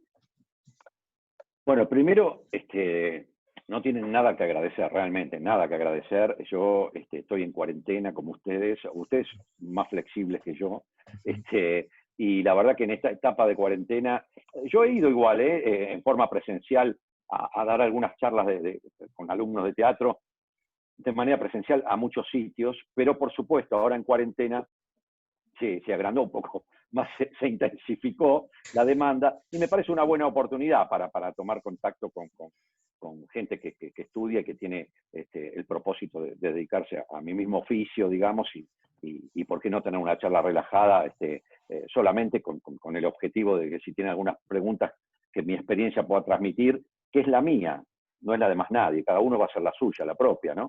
Entonces, uno, que es lo que creo yo, ¿no? Lo mismo que con las escuelas de teatro. Yo creo que está bueno estudiar, y si uno puede estudiar con varias, porque si a mí me preguntan cuál es el método que utilizo el método de Eduardo Blanco, que es el único que puedo utilizar, pero me he nutrido de muchos métodos, de diferentes personas, de diferentes maestros y de diferentes experiencias. Por lo tanto, que esto va en la contestación de las dos cosas que quería decir. Por lo tanto, no tienen que agradecer porque ya he hecho muchas, por Zoom y por Instagram, he hecho muchas charlas con alumnos de teatro de aquí, del país y de otros lados también. Así que nada que agradecer. Y en relación a lo otro, por supuesto que inevitablemente, esto no es, Gilda, no es una ciencia exacta, y uno, mirá, en principio te voy a decir una cosa, que igual es tan subjetivo esto, ¿no? Que uno puede encontrarse incómodo en algún trabajo y después tenés una cantidad de felicitaciones o de gente que le ha conmovido, le ha gustado que yo ese trabajo, que vos decís, ¿cómo lo estoy mirando, no? Yo aprendí a través del tiempo que hay que respetar lo que a cada uno le produce lo que uno haga, a pesar de que yo piense ese trabajo es una mierda o ese trabajo es brillante. Bueno, el brillante puede haber mucha gente que le parece una mierda, y el que es una mierda, brillante. Es inevitable, es así. Mirá, yo, como contaba antes, y de paso ya que muchos o son actores o tienen la fantasía de serlo, o si no, no importa, la cuento igual. Pero para compartir una experiencia desde otro lugar, que como, bueno, todos ustedes sabrán, porque algunos me conocerán de mis trabajos o me habrán visto en entrevistas, así que yo no comparto mi vida privada o mi sentir de un montón de cosas porque son míos, son propios. Pero bueno, en este tipo de cosas es diferente porque todos nos nutrimos de eso, ¿no? De esas cosas que nos pasan. Y yo estuve 2 veces, como decía antes, a punto de dedicarme a otra cosa. Sobre todo, podría decir, una a mis 32 años, digamos, y otra a mis 37, ¿no? Que esto conlleva crisis existenciales, ¿no? Además es falta de dinero, y además por otro lado, porque bueno, ya uno, si yo, como decía antes, imaginemos que a los 24, 25 años decidí querer probar en esto, y ya, no sé, si a los 35, 37 años, no pude encontrar ese espacio ¿cómo decirlo?, de identificación, ¿no? ¿Qué significa espacio de identificación? Es esto, que a la hora de armar un elenco, un productor, un director, qué sé yo, pueda decir Eduardo Blanco a alguien, y todo el mundo sepa quién es, y pueda haber después que diga, no me gusta, no lo veo para ese personaje, o sí o no, pero ese es el lugar de identificación. Cuando de repente uno de pronto dice, no sé, Hilda Egel, ¿Egel se pronuncia tu apellido? Hegel. ¿Cómo? Hegel. Hegel. Hilda Hegel, y varios se preguntan quién es. Bueno, eso significa que no lograste un lugar de identificación para que se te pueda convocar para un elenco de manera profesional, digo, en el cual te pagan, ¿no? A eso me refiero como profesional. Entonces, lograr ese lugar de identificación, yo ya tenía 37 años y de repente me dedicaba ya hace unos años a esto, y si bien había tenido trabajo en televisión, en teatro, y me pagaban, y qué sé yo, no había logrado ese lugar. Y además los trabajos los tenía muy inconstantes, por lo tanto, yo quería dedicarme a otra cosa. Además no tenía dinero, tenía esas complejidades económicas, realmente quería dedicarme a otra cosa. Y entré en una gran crisis. Bueno, más allá de esa segunda gran crisis, que salí, por supuesto, como salimos todos de las crisis, ¿no? Con trabajo personal, con uno mismo y demás, ¿no? Enfrentando los miedos, tomando decisiones, bueno, esas cosas. Pero bueno, luego comencé a trabajar y vino esto que yo consideraba una posibilidad, este proyecto del mismo amor, la misma lluvia. ¿Por qué una posibilidad? Porque era una película. El cine en nuestro país, bueno, en algunas décadas atrás, después no fue muy fácil, no se producían muchas películas por año. Por suerte, desde hace unos cuantos años sí se producen unas cuantas películas por año, pero trasladémonos al siglo pasado, el mismo amor, la misma lluvia del siglo pasado, hacia finales del siglo pasado. No era tan fácil hacer cine, y esto era una película que el guión a mí me encantaba, que el personaje que yo tenía que jugar también me encantaba, y además era el debut de Campanella en el cine acá en Argentina, y además era una posibilidad de mostrarme con algún personaje que tuviera, creía yo, sustancia, ¿no? La verdad que disfruté mucho el proceso, y una vez Juan me muestra la película sin terminar de editar, ¿no? Sin terminar de editar, pero que ya se podía ver y escuchar y demás. En el Avid, la estaba editando, y me la muestra. Y yo te aseguro que yo vi la película, me encantó la película, me encantó el trabajo de todos mis compañeros, y yo ese día quise renunciar a esta profesión. Porque decía, mi trabajo es espantoso, están todos bien, y de verdad, o sea, así lo vivía, pero me agarró como una depresión por un trabajo porque el que después obtuve premios, a la gente le gustó, tuve unas críticas excelentes. Digo, por eso a veces la mirada de uno es tan subjetiva, ¿no? Y está a veces tan llena de otras miradas de otras partes de uno mismo, ¿no? Yo siempre, para algunos que pueden tener una edad, de los que están acá escuchando, que pueden transportarse a una época donde a lo mejor había grabadores para grabar la voz, y uno se grababa y escuchaba su propia voz y decía, ¿ese soy yo? ¿O esa soy yo?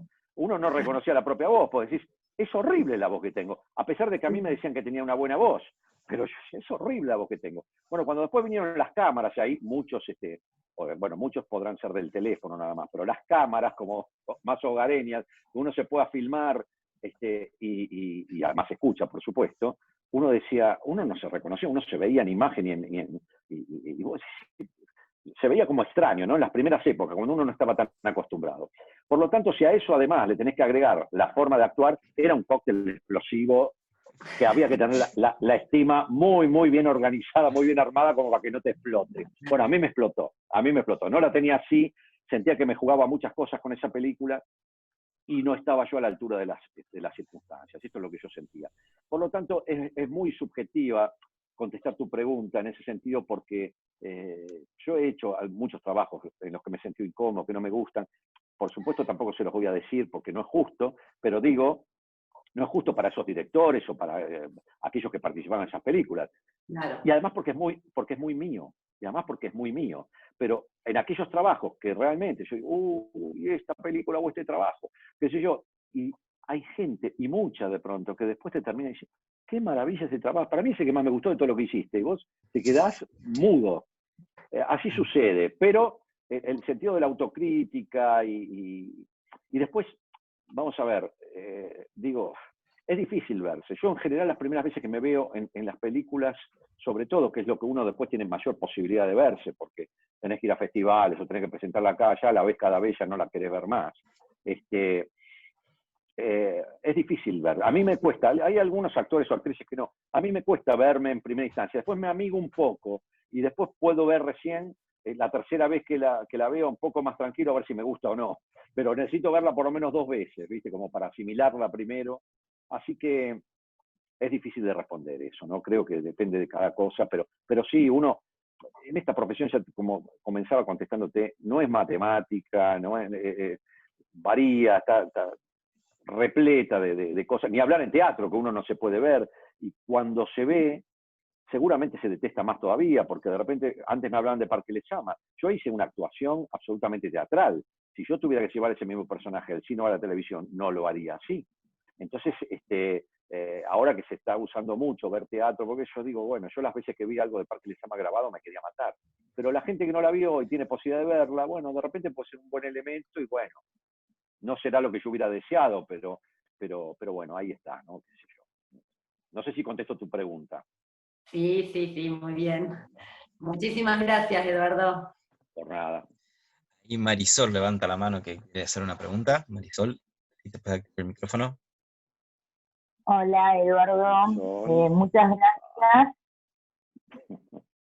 Y quería preguntarte si en el caso de que quisieras hacer algo de nuevo, una actuación, ¿con quién decidirías actuar? ¿Qué actores compartirías nuevamente? No, bueno, a ver, con actores que compartiría nuevamente, con todos los que trabajé, sumados a muchos que no trabajé y que me gustaría trabajar, qué sé yo, digo, es difícil tu pregunta, te armaría un elenco internacional, inclusive con algunos que están muertos, maravillosos, que me hubiera encantado trabajar. Yo siento que he tenido la fortuna de trabajar con mucha gente que yo admiré. Hoy admiro muchos actores también, pero en general cuando te preguntan qué actores, no me preguntes por qué, pero uno se remite siempre a la época de estudiante, a quienes admiraba uno en la época de estudiante, es inevitable, digo. Entonces muchas veces cuando no lo nombro a Ricardo, por ejemplo, dice, sí, Ricardo, sí, claro, pero es generacional mío, digo, yo cuando estudiaba admiré y admiro a Héctor Alterio, a Pepe Soriano, qué sé yo, digo, ¿no? Por nombrar a dos nomás. Digo, entonces, digo, para cómo están los dos vivos. Con Alterio tuve la enorme fortuna de trabajar en varias cosas y no tuve la fortuna de trabajar con Pepe Soriano. Muchas veces se lo dije y bueno, nada, hasta ahora al menos no tuve esa fortuna, pero he tenido la fortuna de trabajar con gente como China Zorrilla, como José Luis López Vázquez, un actor español internacional, diría, ¿no? Que ha trabajado con millones de directores del mundo, ya murió, pero en Luna de Avellaneda trabaja y en Vientos de Agua también trabaja en 1 o 2 capítulos. En fin, he tenido mucha fortuna con Ulises Dumont, bueno, con Beto Brandoni, ¿no? Que son toda gente. Yo le decía a Beto que cuando había una obra de Oscar Viale que se llamó Convivencia, que a lo mejor la conocen porque además suelen hacerse muchas veces en grupos de teatro y es muy atractiva como para hacerla, la verdad, pues es una obra muy nuestra de un gran autor nacional, un gran autor. Y cuando yo estudiaba, él la protagonizaba con Federico Lupi, dirigida por un gran maestro que, bueno, murió ya hace muchos años, que se llamaba Roberto Durán, y yo la fui a ver, no sé, 4, 5, 6 veces, Convivencia, hecha, después se hizo varias veces, ¿no? Pero yo estoy hablando de la que protagonizó Beto Brandoni con Lupi. Y yo, nada, muchos años después trabajar con él sobre las tablas, nada, me parecía como un sueño de aquel estudiante que fui una vez, ¿no? Entonces, bueno, nada, con millones de actores muy buenos que hay en nuestro país, y actrices, ¿no? Con Norma Leandro, otra más, que maravillosa actriz, qué sé yo, seguramente me olvidaré de algún nombre, pero vuelvo a insistir, con esa gente que ya estaba instalada cuando yo estaba estudiando, ¿no? Después hay millones de todas las edades, de todas las generaciones, y muchos actores y actrices jóvenes muy buenos que hay en nuestro país, pero no terminaría de nombrarlos, qué sé yo. Darío, ¿puedo preguntar yo? ¿Se escucha? Sí, yo. Eduardo, Pablo te habla, no sé si me ves. Sí, te veo, Pablo, sí. ¿Qué recuerdo tenés de esa película hermosa que hiciste con China Zorrilla, que también trabajaba Dumont? Tuve la suerte de verla en teatro también, Conversaciones con Mamá. ¿Tuviste la suerte de verla dónde? Vi la adaptación también de teatro, vi la película un montón de veces. Y la adaptación de teatro que la viste cuando la hizo Brandoni con Soriano. Con Brandoni y con Pepe Soriano, sí. Ok. Bueno, no, qué recuerdos tengo, los mejores, la verdad, aunque con una pena, pero digo, ¿por qué? A mí me parece una divina historia, sí. Me parece divina la película, la verdad, y me parece que no tuvo, y sería como el mal recuerdo, la suerte que debió tener en el estreno en los cines en el país, la verdad, porque es muy complejo el sistema de estrenos en cine. Bueno, ahora pasaron muchos años, ¿no? Esa película también debe ser de 2004, 2005, por ahí. Sí. Pasaron muchos años, ¿no? Hay muchas cosas que se modificaron, bueno, ahora están las plataformas, hay muchas cosas nuevas. Pero en ese momento era muy, muy tremendo el sistema de estrenos y si la película no tenía dinero para promoción o publicidad y la gente no se enteraba que existía, difícilmente vaya a verla. Y si una película que estrenabas en 4 o 5 cines, era casi imposible que la gente vaya a verla, porque era imposible enterarse. Y fue el caso, ¿no? Y la verdad fue lamentable porque fue una película que hizo después un recorrido tanto internacional cómo después aquí en la venta del DVD se ha vendido, en esa época, ¿no? En la que el DVD se vendía, hoy ya quedó obsoleto también, ¿no? Se vendió muchísimo y después cada vez que la dieron por televisión, recuerdo que cada vez que la daban en televisión recibía el llamado de China, porque me decía, no sabe la gente que me llamó después de que la dieron, no sabe la gente que me llamó, ¿no? Y la verdad que una película yo quiero mucho, y además en ese momento el director, que ya murió de la película, estaba filmándola y tenía cáncer, que era el guionista también de la película, Santiago Carlos Oves se llamaba. Me resultó curioso porque cuando me dio el guión, y yo me reuní por primera vez con él, le dije, mira vos, ¿no? Vos sabés que es la primera película que leo, el primer guión, que tiene una estructura muy teatral. Y entonces él me dice, vos sabés que en realidad yo escribí primero la obra de teatro, y quedó en un cajón, nunca la hice. Y entonces después escribí el guión, y bueno, ¿cómo son las cosas? Me decía él, se dio primero la posibilidad de hacer la película, la obra no se dio. Y a mí me puso muy contento porque después tuve ese recorrido internacional, recibió premios en festivales, pero además funcionó muy bien en algunos otros sitios, y de hecho, producto de la película, tuvo la fortuna de que la obra se hiciera en muchos lugares del mundo. Entonces la obra se hizo en España, se hizo en España, en Madrid y de gira, y también se hizo en Barcelona, en catalán, se hizo en Alemania, se hizo en Francia, y acá la hicieron, bueno, es el único lugar donde la hicieron 2 hombres, ¿no? Porque Soriano, para quien no la vio, obviamente hacía el personaje de la madre, vestido de mujer, claro, ¿no? Sí, y la verdad estaba que... Estaba, claro, bueno, cómo no. Y la verdad que nada, yo creo que es una gran película, para quien no la vio, cada tanto la pasan por televisión, o abierta, hace poco, mira, ahora en la cuarentena la dieron en cine.ar, no sé si uno entra ahí y la puede ver, a lo mejor sí. Sí, la dan mucho por volver también, sí. Claro, bueno, yo la última vez la vi, estaba bastante bien la copia y el sonido, todo en cine.ar, ahora durante la cuarentena. Así que para quien no la vio, a lo mejor si quiere entrar ahí la puede ver. Preciosa película, y China para comérsela, bueno, y Ulises también, ¿no? Sí. Y además China tiene un personaje, como yo decía antes de Parque Lezama, de esos 2 viejos guerreros, bueno, China en Conversaciones con Mamá hace una vieja guerrera maravillosa. Sí. Bueno, muchas gracias.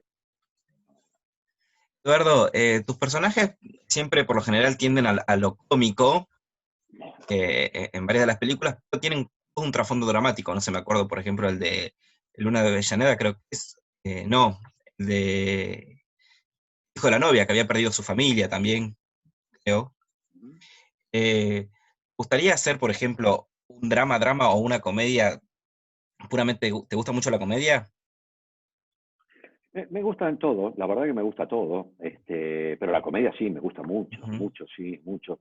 Mirá, yo supongo que eso es, primero porque, digamos, si bien yo ya había trabajado en muchas cosas, como contaba antes y demás, a mí se me conoce más popularmente, digamos, y fuera de las fronteras, por las películas de Campanella, en principio.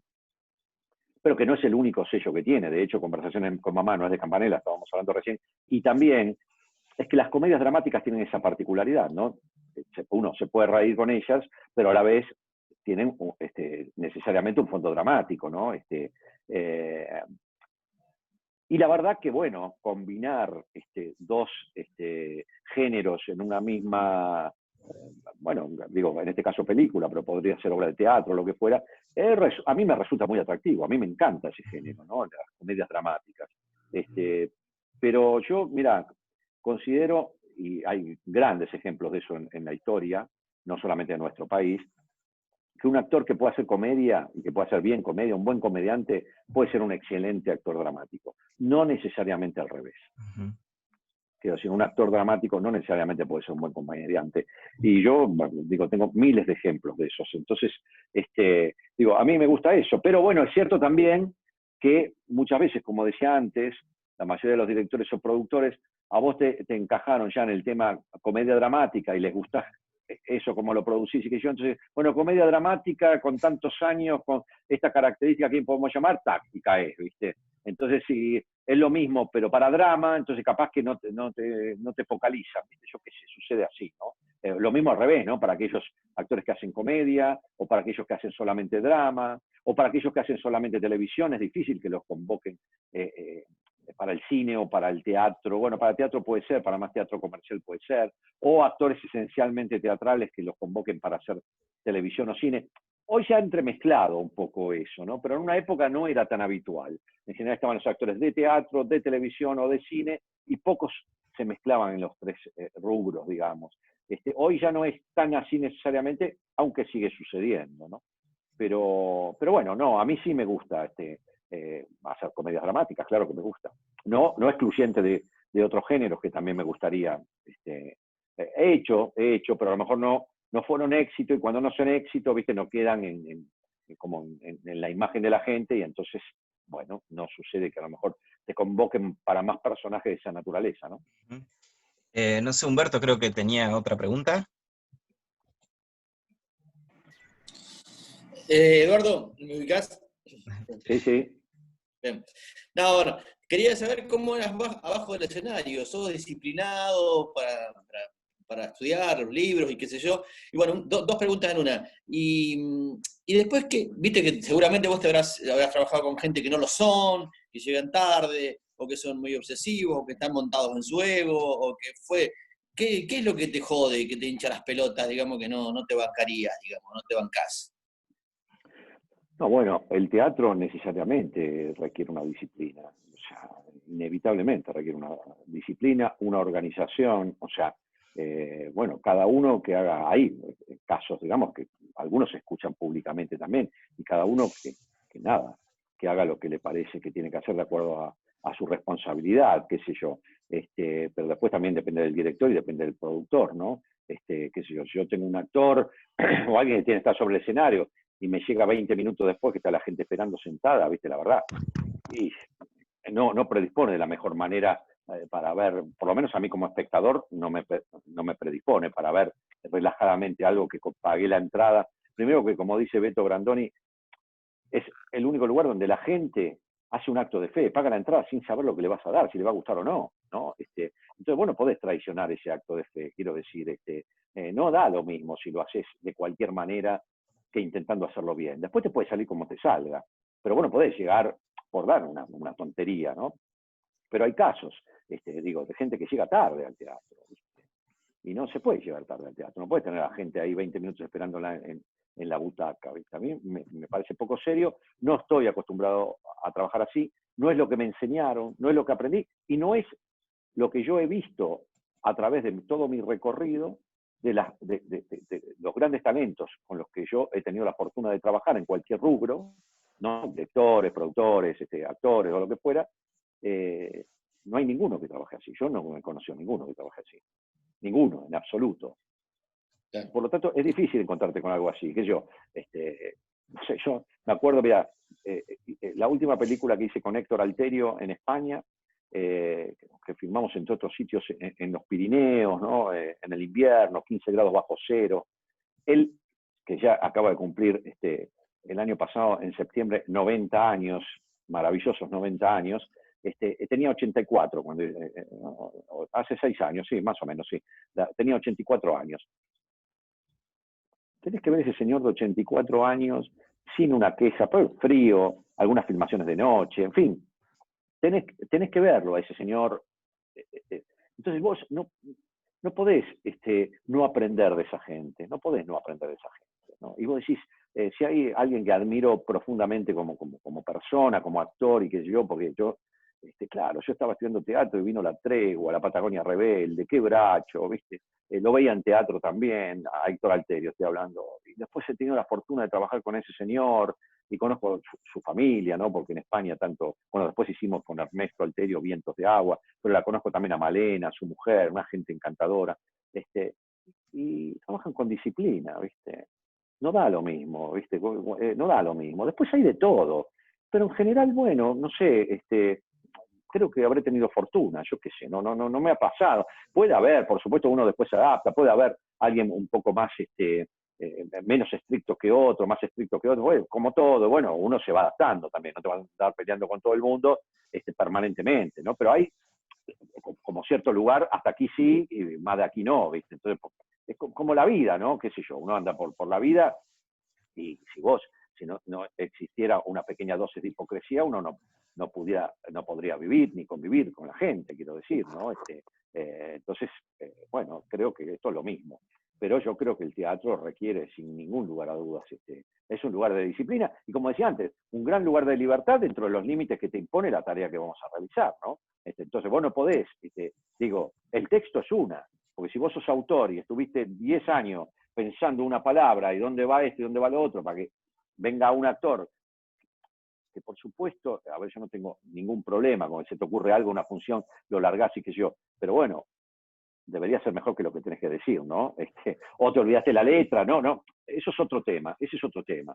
Pero hay actores que tienen características de andar queriendo cambiar la letra permanentemente. Eso no es disciplina.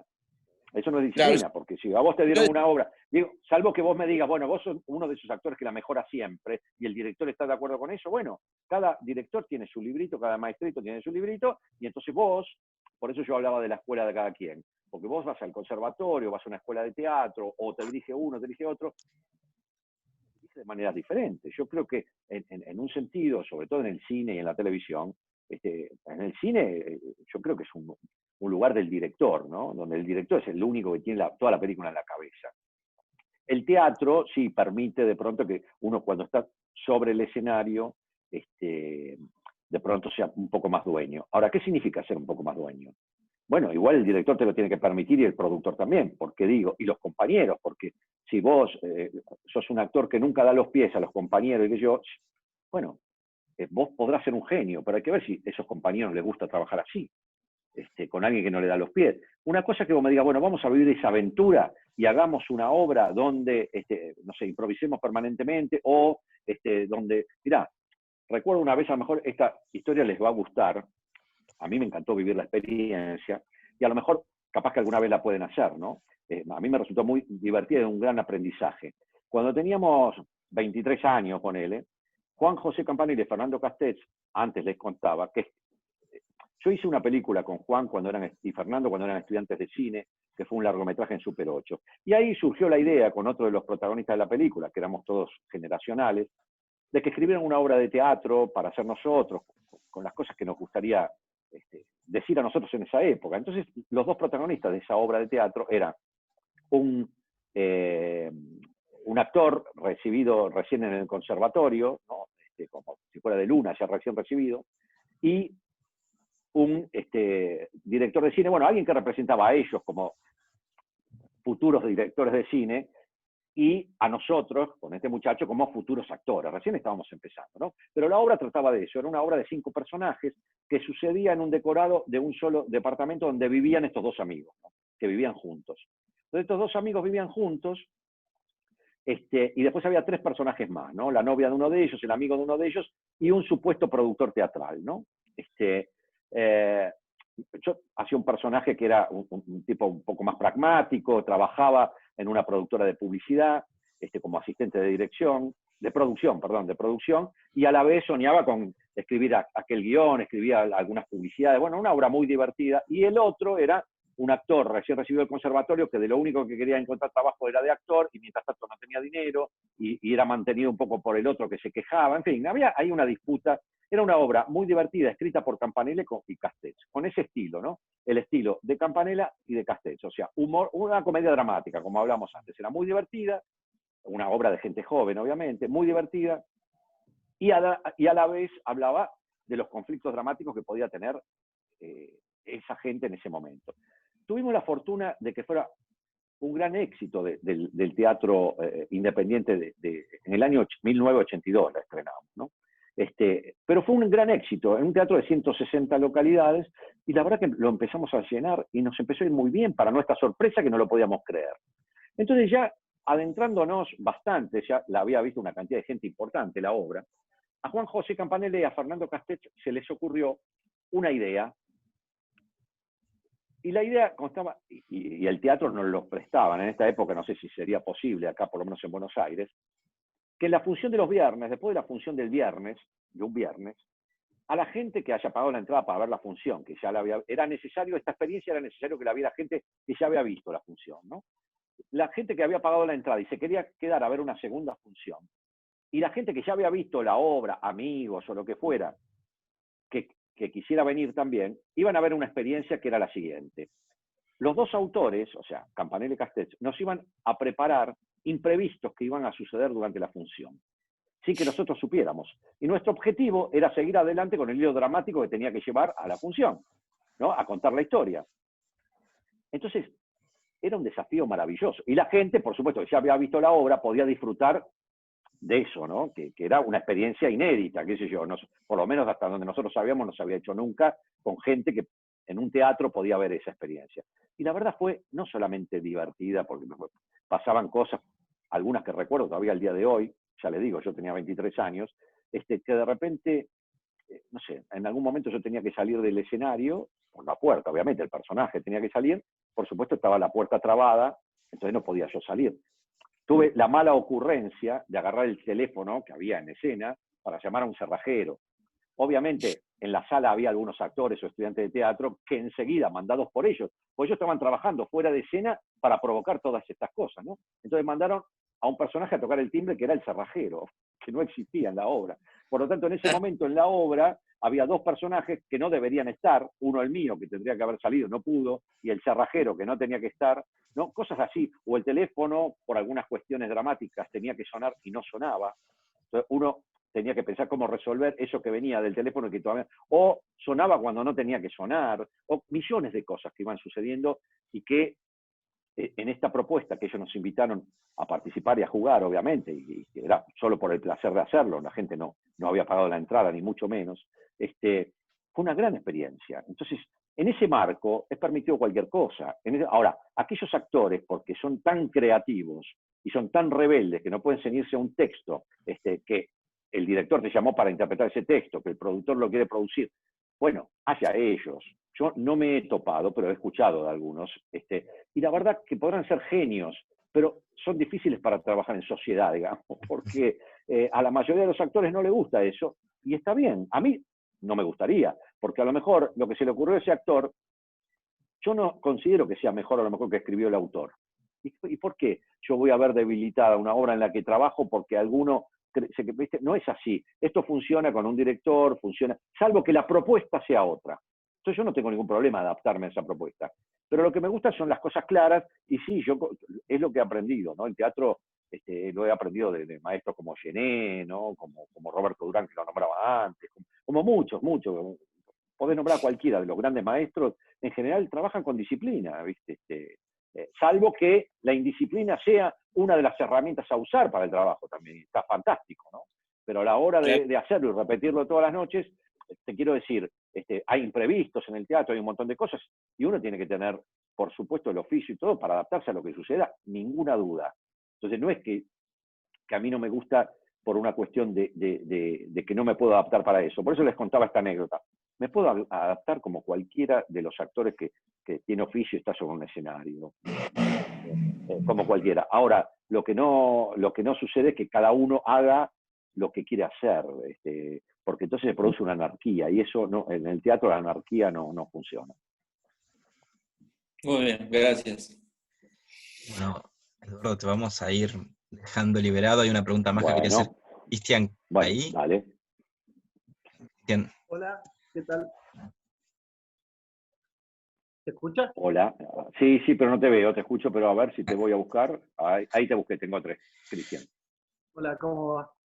¿Cómo estás? Yo quería saber su opinión sobre esta readaptación que están teniendo los grupos de teatro, actores, directores, en esta forma de hacer teatro, dar clases, dar obras de manera digital. ¿Cuál era su opinión? Bueno, a ver, qué sé yo, que no sé qué decirte esto, es decir, a ver, no sé qué sucederá con esto como metodología. Yo me imagino que como metodología no es bienvenida. Como circunstancia a explorar, y por las circunstancias que estamos viviendo, yo me parece que es fantástica, o sea,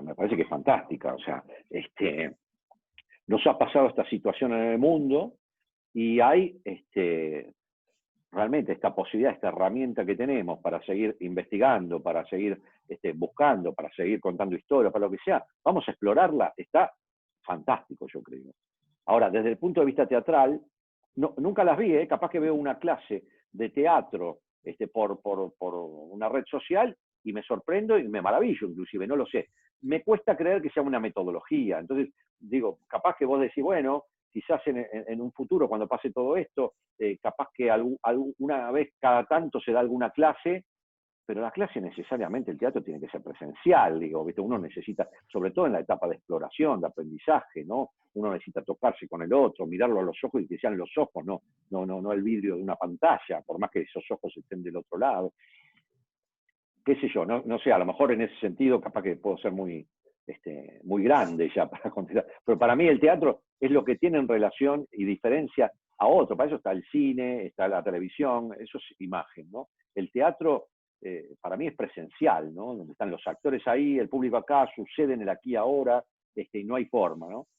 Ahora, el teatro. Ahora, vos decís, si después de que una obra de teatro yo no la pude ver y la hicieron y queda grabada y después la puedo ver en una plataforma, y aplaudo, ya que no la pude ver, la puedo ver por lo menos, mira, me la perdí por el motivo que sea y la puedo ver. Suma, yo creo que suma. Y ahora, bueno, nos agarró una pandemia, una cuarentena, y sin embargo podemos explorar esta herramienta desde el punto de vista teatral para las clases de teatro, suma. Ahora, si vos me decís como metodología, y bueno, yo soy de los que piensan que suma, pero no reemplaza. Suma, pero no reemplaza. A mí el teatro, para aprenderlo y para disfrutarlo, qué sé yo, es que además tiene lo que el cine y la televisión no tienen. Entonces, ¿por qué descartar eso? Que es el tema de la adrenalina, del aquí ahora, de que puede suceder cualquier cosa y que vos tenés que tener una concentración, tenés que tener esa energía que compartís con el público, esa ida y vuelta y con tus compañeros. No hay cómo reemplazar eso, ¿viste? Entonces, digo, a mí me parece que como metodología no. Ahora, para explorar, a veces cuando me preguntan lo mismo que las plataformas, ¿no?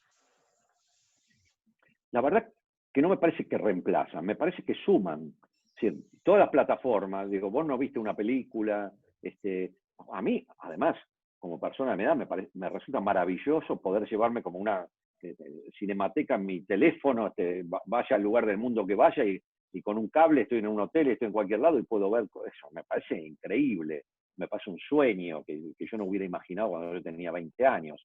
Entonces, digo, bienvenida. Ahora, vos me decís una película y yo prefiero que se estrene en el cine, yo la quiero ver en el cine. Ahora, aquellas películas que no pude ver en el cine, después la puedo ver en una plataforma, pero qué maravilla. Entonces, no me parece que reemplaza, ¿no? En este caso lo mismo, digo, bueno, yo creo que hay maestros de teatro que tuvieron que ver, la posibilidad de este desafío, ¿no? Que les implicaba tener que quedarse adentro de las casas y que tienen alumnos y que los alumnos también les venía bien como para explorar también estas herramientas nuevas, ¿no? En este momento nuevo que nos toca vivir. Entonces, bienvenido sea, y inclusive de las cuarentenas, actores, con directores, que yo hay algunas experiencias magníficas de cosas que se han hecho, ¿no? De historias que se cuentan. Yo vi una el otro día, que me la hizo llegar un amigo, que acá creo que todavía no se puede ver, y que tiene un productor argentino, que fue uno de los productores, que se llama Stage, y que se dio solamente, son 6 capítulos de 17 minutos, y que se dio solo en la televisión en la BBC, en Londres. Supongo que después va a terminar apareciendo en alguna plataforma, Stage se llama. Digo, súper recomendable. Son la historia de 2 actores en cuarentena, pero fantástico. Hicieron 6 capítulos de 17 minutos extraordinarios. Y he visto otras experiencias extraordinarias, de contar historias de 1 minuto, de contar... Entonces, son herramientas nuevas que para explorar me parecen fantásticas y que algunas cosas van a quedar para sumar. Yo siempre festejo lo nuevo y probar lo nuevo y probar cosas. Lo que me cuesta creer en el punto de vista teatral es como metodología que reemplace, no creo que reemplace, ¿viste? No creo que reemplace y no me parece bueno que reemplace porque me parece que esta es una profesión, un oficio, lo que quieras, que es presencial. Uno en las clases de teatro tiene que estar presencial. Después, bueno, si han descubierto cosas nuevas en las clases de teatro mediante las redes, bienvenida sea, y cada tanto puede ser una herramienta a utilizar, bienvenida sea, pero yo creo que no reemplaza a lo presencial, no sé, qué sé yo, digo yo. Bueno, ahora sí ¿Cómo? La última te voy a hacer, Eduardo. ¿Qué tiene que tener un proyecto para que te sumes a ese proyecto? Para que te entusiasme. Mira, la verdad que cuesta, Darío, contestar algo así, sin hacer honor a la verdad, ¿no? Porque yo quedaría genial, y escucho a veces a algunos de mis colegas que lo dicen, no, bueno, me tiene que vibrar, si no me vibra, ¿no? Y a veces, mira, yo hace muchos años escuché, una vez tuve la posibilidad de estar en el Festival de Málaga en una mesa, que había 3 actores españoles que trabajaban en Argentina y 3 actores argentinos que trabajamos en España, ¿no? Que los dos trabajamos en los 2 sitios. Entre ellos estaba Pepe Sacristán. Y no me acuerdo quién le pregunta a Pepe, y le dice, no, bueno, porque usted puede elegir sus trabajos. Y él dice, yo no puedo elegir mis trabajos, yo puedo seleccionar mis trabajos. Porque para elegir mis trabajos necesitaría poder no tener que trabajar. Entonces, bueno, solo haría aquellos trabajos que realmente me entusiasman muchísimo y nada más, ponele, ¿no? Pero como vivo de esto, yo tengo que trabajar, y entonces, ¿qué significa esto? ¿Que va a ser cualquier porquería? No, no, no, en absoluto. Pero digo que a veces uno, por supuesto, sin ninguna duda, uno quiere hacer esos proyectos que te vibren, que te entusiasmen, y que no todos los proyectos te vibran y te entusiasman. ¿Esto qué quiere decir? ¿Que hagas proyectos que no te gustan nada? No, no quiere decir eso. Yo, por suerte, me siento encuadrado dentro de esa categoría, ¿no? Yo no puedo elegir. Sí puedo seleccionar mis trabajos. No los puedo elegir, porque yo no puedo vivir de rentas, ¿entendés? Entonces, digo, si a lo mejor hiciera los trabajos, solo aquellos trabajos que me vibran por todos lados, y a lo mejor haría algo cada, qué sé yo, 4 o 5 años, no lo sé. Después hago trabajos que me gustan mucho, otros que me gustan, ¿no?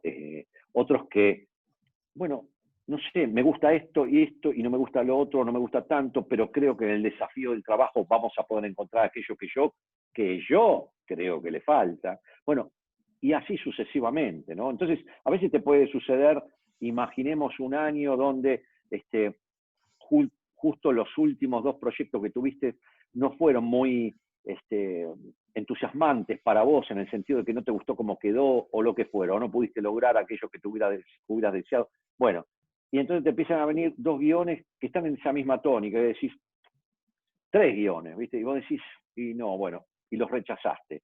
Y después te viene un cuarto que a lo mejor era peor que cualquiera de esos 3, pero ya pasaron, no sé, 4, 5, 6 meses que estás sin trabajar porque dijiste que no a estos proyectos, y entonces de repente quizás no es mejor que el segundo, pero que ya lo ves con otros ojos, y a lo mejor el desafío te hace pensar, bueno, pero esto se puede mejorar, o el autoengaño, o la necesidad, no lo sé. Entonces es complejo.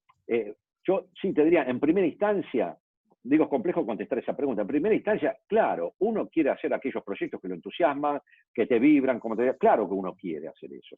No necesariamente te llegan siempre esos proyectos. Lo más difícil siempre son los proyectos. La verdad que es lo más difícil que te llegue un guión, una obra de teatro, viste, un proyecto de televisión, que digas, wow, a lo mejor te llena por otros lados, te entusiasman algunas cosas, no siempre.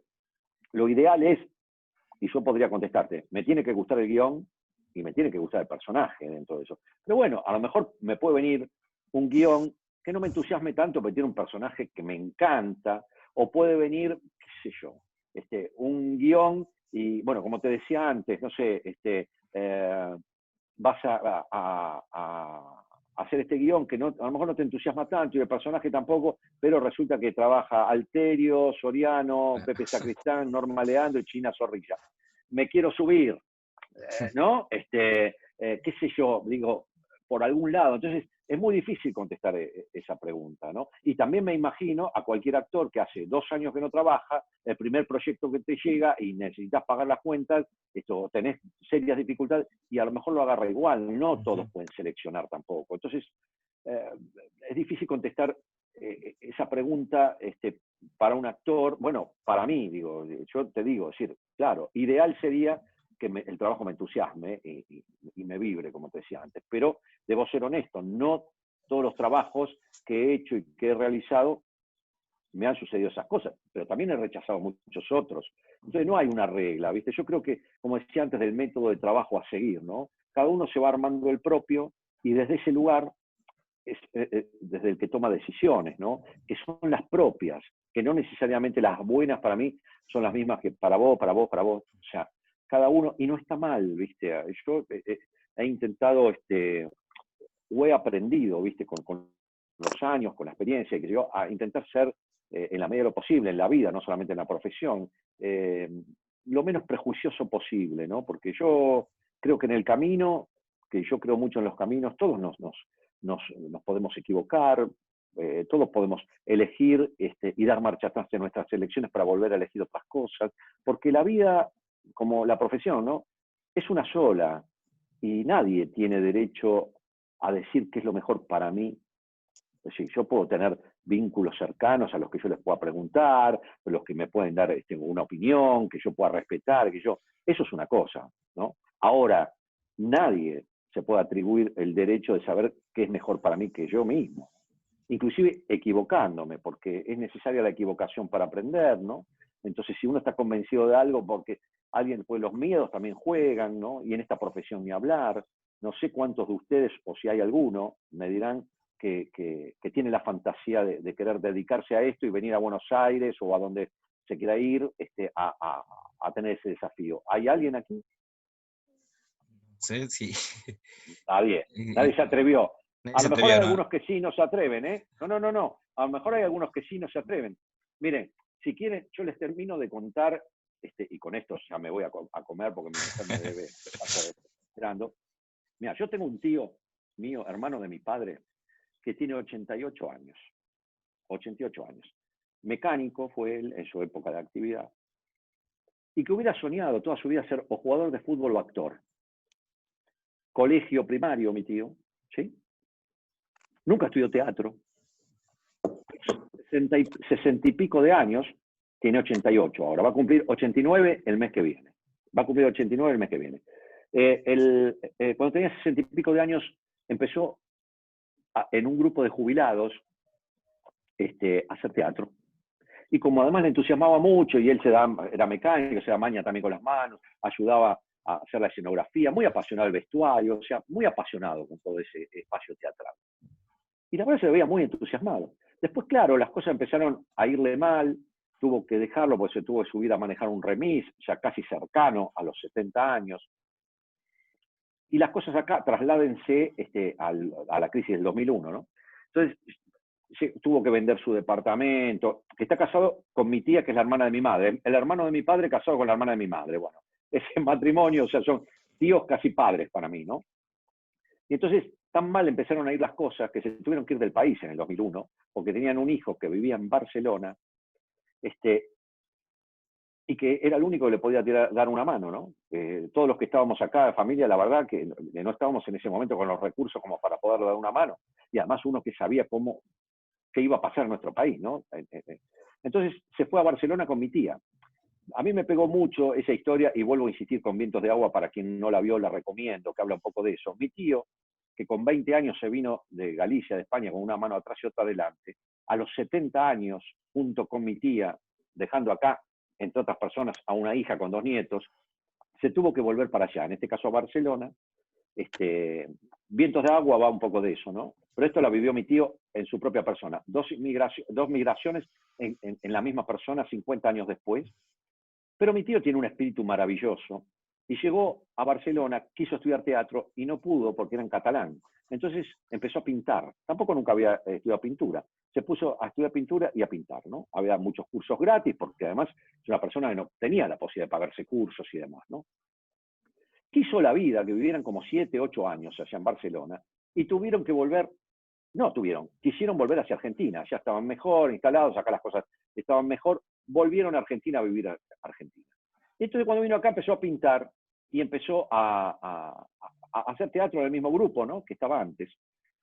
Pero además se presentaba a los castings de los estudiantes de cine, no porque le pagaran, pero para hacer películas, a los castings de publicidad. Además, ya ahí empezó a correr con la ventaja que tenía 80 años y no hay tanta gente de 80 años que va a hacer un casting de publicidad.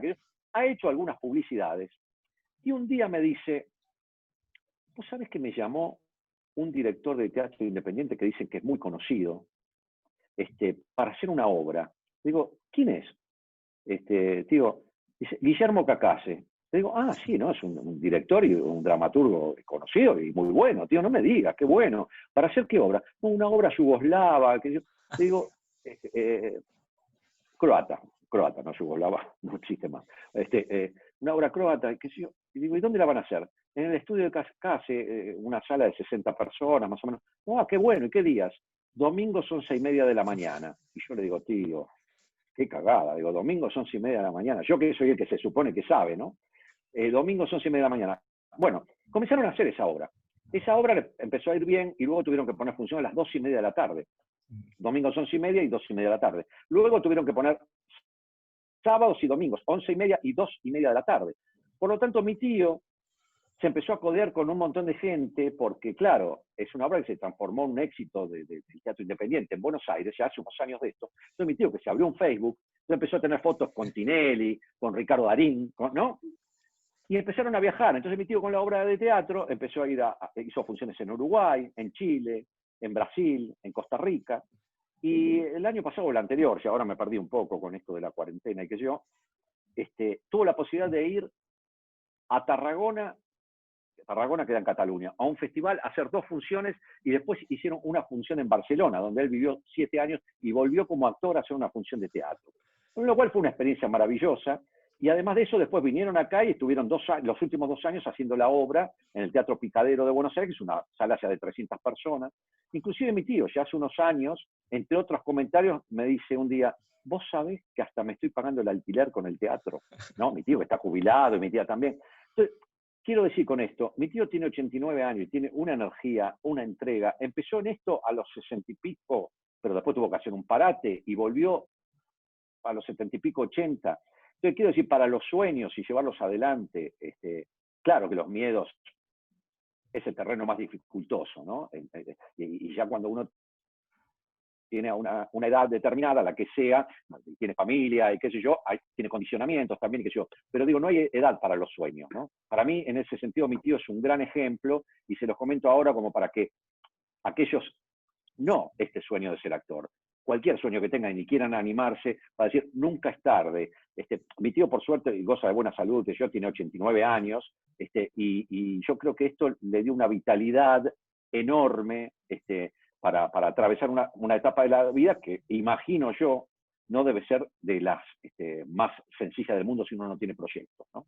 Y en general, bueno, en Parque Lezama hablábamos un poco de eso, las sociedades no están preparadas para que la gente viva tantos años, por lo tanto, cuando uno tiene 80 y pico de años, si no se genera esos propios proyectos, esos propios sueños, es una dificultad, porque la sociedad en general no te acompaña con eso, ¿no? Al contrario, te pone en lugares donde no molestes. Entonces está bueno que alguno de ustedes, ninguno tiene esas edades, por supuesto, pero digo, sean tan guerreros como los 2 viejos de Parque Lezama o como el personaje que hacía China Zorrilla en Conversaciones con Mamá, y aquellos que tengan, aunque sea escondido, que no se hayan animado a decirlo, el sueño de algún día pisar algunas tablas y probarse de una manera a lo mejor, no digo porque no lo hagan ahí, pero digo, ¿por qué no tener la ambición a lo mejor de evolucionar en esto más allá de Carlos Casares y alrededores? Pero no porque esté mal, sino porque de repente uno hace esto para comunicarse con la gente, para que lo vean y que y quien lo haga y lo pueda hacer es bienvenido, aunque haya 2 personas del otro lado. Pero si uno puede tener 200, seguramente a uno le va a gustar más, ¿no? Qué sé yo, a mí me apasiona contar historias y quiero decir, y me parece que nuestra tarea tiene que ver con eso, ¿no? Con facilitar las historias, hacer que la gente, no sé, como cuando yo iba al cine a los 12 años o la primera vez que fui al teatro y que se apagan las luces y que hay ahí o una pantalla o un grupo de gente que va a contar una historia para mí, ¿no? Entonces, bueno, digo, aquellos que no les pase está perfecto y está divino. Aquellos que les pase, les cuento el ejemplo de mi tío para que sirva de ejemplo para todos.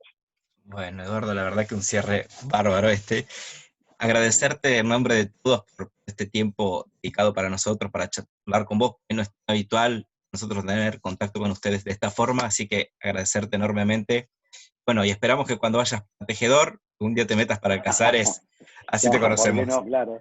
Bueno, dale, cómo no. La próxima vez que vaya a Tejedor me escapo por ahí un rato. Un abrazo enorme y muchas gracias de nuevo. Que estés muy bien. Chao, chao. Chao.